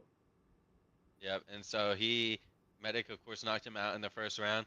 But I think it was the first strike of the match. I'm just gonna scroll back to find I think it was too. uh Gilbert Urbina. Gilbert Urbina knocked him down. You seen it? He knocked him Yep. down like very early in the first round. So that's why I say these odds are crazy because D-Rod has power. Um, Yep. D-Rod's a fucking warrior. You know. Um, his fight with Kevin Holland, like bro, if you haven't seen it, you got to go see it. He is getting up there in age. He's 39 years old now. That's pretty fucking old for welterweight. Uh, and to be honest, like I am rocking with Medic, our first round knockout. I think he's gonna be able to find that button on D-Rod. I think he's gonna be able to crack him, knock him out. I think his power is different. Medic, I really like his power. His boxing is really crispy. Um, that left hand, bro. That left hand is nice, bro. The uppercut, the hook. I really like Medic. I'm on the Medic train. I like his personality a lot too. But I really like D-Rod as well. D-Rod, he's more of a scrapper. You know, he's a fucking gangster, bro.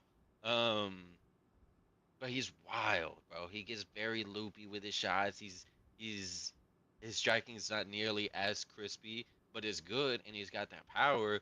But it's much like he's got such a weird striking where like he's got like these short strikes, but they land so powerfully when he connects. Like it's just crazy. Yeah.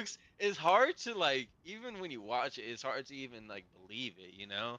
Because I'm like, what the fuck? How's he actually getting that much power through that motherfucker? You know? Yeah, bro. But he does, and he's a dog. And I could see him hurting Medic early, and that's the problem with these odds is that this is disrespectful to D-Rod. And he is a fucking warrior. But and his pace, you know, his pace, he got that pace on him. He's aggressive, and that's what I think could get him caught by Medic in the first round. That's why I have Medic by first round KO is because I think D-Rod is gonna go out there quick, and he's gonna go out there aggressive, and he's gonna get caught. That's what I think is gonna happen.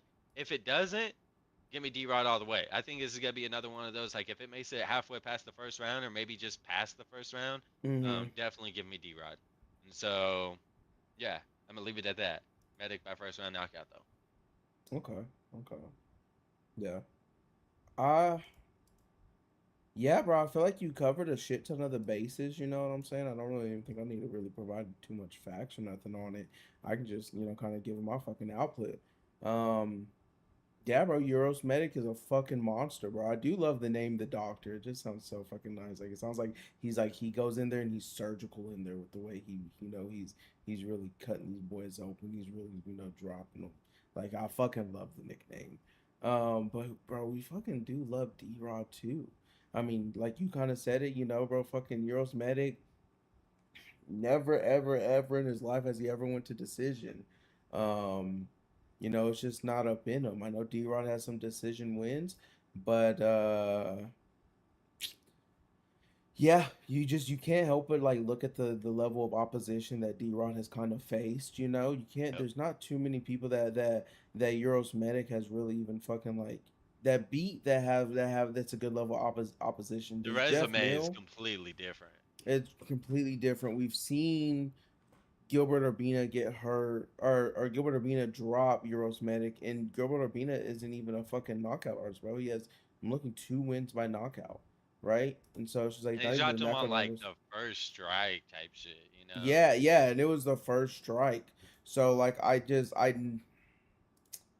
yeah, bro. It's gonna be so fucking hard, and then you have like yeah, like we've seen Euros Medic get dropped. We've seen him get fucking hurt by them punches, but we also seen him get knocked out. The only time we've ever really seen D Raw get knocked out was from that head kick from Ian Gary, which is so crazy. Out of all people, it's fucking Ian Gary that's now turned into this decision merchant, very high level, but this decision merchant. But that's the only time he's ever been knocked out in the UFC. He just I told you earlier, he has the third highest significant strike per minute in the entire UFC, which is yeah, bro. He puts up an insanely high pace. I mean, you saw it against Kevin Holland. Kevin Holland was the more technical striker, but D Rod was just able to just like break him down bit by bit, minute by minute, and just like have that overwhelming pace where you really couldn't even think about what the fuck you wanted to throw, what the fuck you wanted to do. Yeah, bro, I just feel like D Rod is he does have those two submission wins, but those were super early in his career. Because I feel like if he could mix in that takedown threat, he could really kind of find some success. I know Ian Gary got that knockout, but he's AC Milton nagging with the sub, right? Like Euros Medic isn't going to do that. He did lose to Kevin Gastelum. Again, Kevin Gastelum being a 185 or went down to 170. Kevin Gastelum did his thing, but it was still very, very hard fought, very, very technical. And Kevin Also, Holland, there's a very high chance that Cullen Gastelum did not make weight that fight. I'm just saying. yeah, yeah, there's a very high chance he didn't. And Kevin Gastelum is used to those 5 round fights. So that fight being a 3 rounder, he had the fucking cardio. We don't really know where Euros Medic's cardio is gonna hold up for 5 rounds. We really don't even know how it's gonna hold up if it gets past 2 rounds. Yeah, he has don't like fighting. I go to decision. The winner is often subjective. Yeah, that is true. That is true. That's why they say never try to leave it in the hands of the judges. But yeah, so based on my prediction, bro, it's just we're gonna have 6 fights this card that we're going, fucking against each other on. Yeah, bro, I got D Rod. And again, it's like you kind of said against Medic. I'm gonna say about D Rod. I'm not saying I'm just the most confident pick I'm making, but I just truly think his durability will stack up. That pressure he applies is really gonna be an issue. I could see him trying to mix in some kind of takedown threat just to offset Medic, trying to dig him into deeper rounds. Again, it's a 5 round fight. I could see D Rod kind of taking over, especially late into the second. The third, the fourth, the fifth could all be D Rod. He just has to survive that onslaught, survive that storm and that power. And again, this is that fight that if you're going for Medic, it's gonna put Medic on the map. I know we know him for his power, this, that, the other. You knock out someone that only been knocked out by a head kick, and he survived a bunch of onslaught from a bunch of very great strikers with very great power, and you're able to put him away, especially if it's in the first round or second round. People are really gonna put notice to you. Especially in this weight class, you need something like that when you got the Carlos Prates, when you got the Michael Morales is in here, and then just put you right there in the mix too. So I'm not saying I'm super confident in it, but give me D Rod. Listen, Medic don't go to decision, so it's not going to go to decision. I'll probably give me D Rod by knockout. Give me a round 3 knockout. D I Rod round like 3 it. knockout. I like it. And I respect it a lot too, because I think these odds are insane, and I think like it Even should Doctor be Best more getting of a pick KO. 'em just I because yeah, respect D that. Rod style. I could very much see a D Rod win, you know. Yep. Um, and that's the thing is like yeah, there's absolutely like I am buying into the first round knockout by Medic. That is our path to victory. If it's not that, we're losing, you know. Um, Hmm. and I believe in D Rod. I do, you know. Is I am choosing Medic. I am. But also I keep in think mind it's the too, smartest. yeah. And D Rod is 39 years old. You know what I'm saying? Like he is up there, Yeah, and like in welterweight yeah. 39, about to hit 40. Like, yeah, I Especially feel with you. the last Kevin Holland fight. I think this is the main thing that's got me going. Because again, this all plays into first round knockout by Medic. If it's not first round knockout by Medic, Medic's not winning. Um, and I do see a knockout by D Rod. It's just gonna take a little bit more time. D Rod don't have that one punch power knockout, but he will rock the fuck out of you. You know, he's got heavy hands and his pace is insane. Um, I'm buying into it, and part of it is that D Rod versus Kevin Holland fight and how Kevin Holland. It did take until round 3, but Kevin Holland did drop him, and boy did he have D Rod hurt, you know. But Yeah. then you're seeing D Rod do what he does on the ground, and Kevin Holland ain't no slouch on the ground. I ain't Mm-mm. saying he's great on the ground, but he definitely knows what he's doing. And D Rod was getting full mount on him, right? If I remember Yep. correctly. Yep. And yeah, D Rod can drown Medic, and D Rod might come in with a little bit different game plan. You know, D Rod might get that TKO from that ground and pound, from that full mount. You know, Yeah. uh, I think this is all gonna come out to be Yeah, that's all. D-Rod's game plan, and if Medic gets that first round knockout. If D-Rod got a healthy game plan and he gets past that first round, it's D-Rod all the way. I will instantly put money on D-Rod. Um, Yeah, yeah. And again, but yeah, I yeah, know I you're going am with Medic, but choosing. yeah, yeah, that's a good Yeah, live betting spot. Even if it makes it out the first round, Medic's definitely gonna have a lot of success in that first round. Potentially even sting D Rod and hurt him. And then we know D Rod can recover. Maybe put D Rod live betting spot after if it makes it out of the first round. Make some if it's good at two and a cash. half minutes of the first round and we're not standing, I'm instantly putting money on D-Rod. I ain't got cap, bro. Yeah, yeah, yeah. Depending how it's going, like depending what it looks like. But Yeah, because especially D Rog's a plus 300. He'd probably be bigger than that after the first round because I feel like Medic's gonna take the first round regardless if he gets a stoppage or not. Plus 600 on D Rog. Hey, I'll drop a little cash solo on that one. yeah, so I'm Yeah, excited. I'm super excited about this fight card, bro. It looks so fucking good, bro. There's so many unknown variables for sure, but like, bro, it looks so fucking good. It looks so Yep. good. First UFC in Serbia, Yes, Belgrade. sir. Who's your lock, brother? My lock. Let's scroll through.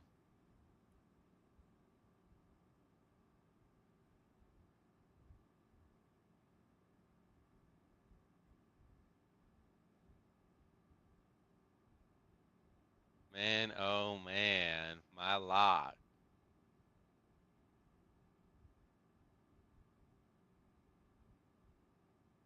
I'll probably have to. I don't know if I want to go. I think it's the biggest favorite of the card. Oh no, it's not. Definitely not. Okay. I think I'm gonna go Michael Oliveira. Okay, okay. I like that. Was it minus 360? Yeah, that ain't bad. That is not fucking bad, brother. I'm Who with was it. yours?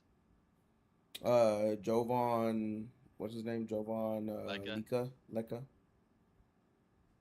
Yeah, he's a That's minus a healthy 210. one. I think that's a solid one. Yeah. Again, I don't know about his original opponent because I didn't look too much into it, but yeah, I'm picking him, dude. Popeyek. I mean, taking the fight 5 day notice, not even a heavyweight. Again, like I said earlier, with Radic, I mean, it, you're talking about you're used to fighting people at 205, and this dude used to fighting people that's 265, and he's weighing in at 265. And I'm pretty Yeah. sure like Ironside, Popeyek's mindset is like, oh well, I train with heavyweights. Training's a completely different breed, brother. It's a completely different breed. These dudes are fighting big boys only.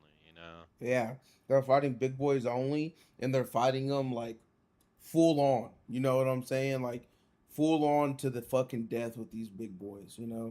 And like you got this dude that's been able to sleep 7 of them, submit 4 of them. You know, and he's only lost to decision. So yeah, bro. I Yeah, like it. I like it. that's my lock. That's my lock. Well, shit, Yep, and my bro. lock. Yeah, I got fucking Michael Oliveira. I knockout. Yeah, just a solid lock. I'm with it. I'm with it, brother. Well, shit, bro.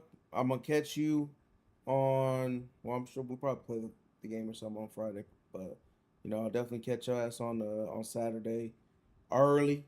You know what I'm saying? Yes, sir. Early. I'll probably try to wake up a little bit earlier just so I can give me some food or something. Oh Yeah, yeah. bro. But hey, I appreciate you staying by for so long, Neil, bro. Much love, much love. I think you've been like my first like active viewer while I've been doing this. I know it made it go out a little longer, but yeah, can you show the Brazilian guy? This dude right here? Yeah, him. Yeah. What you mean show him?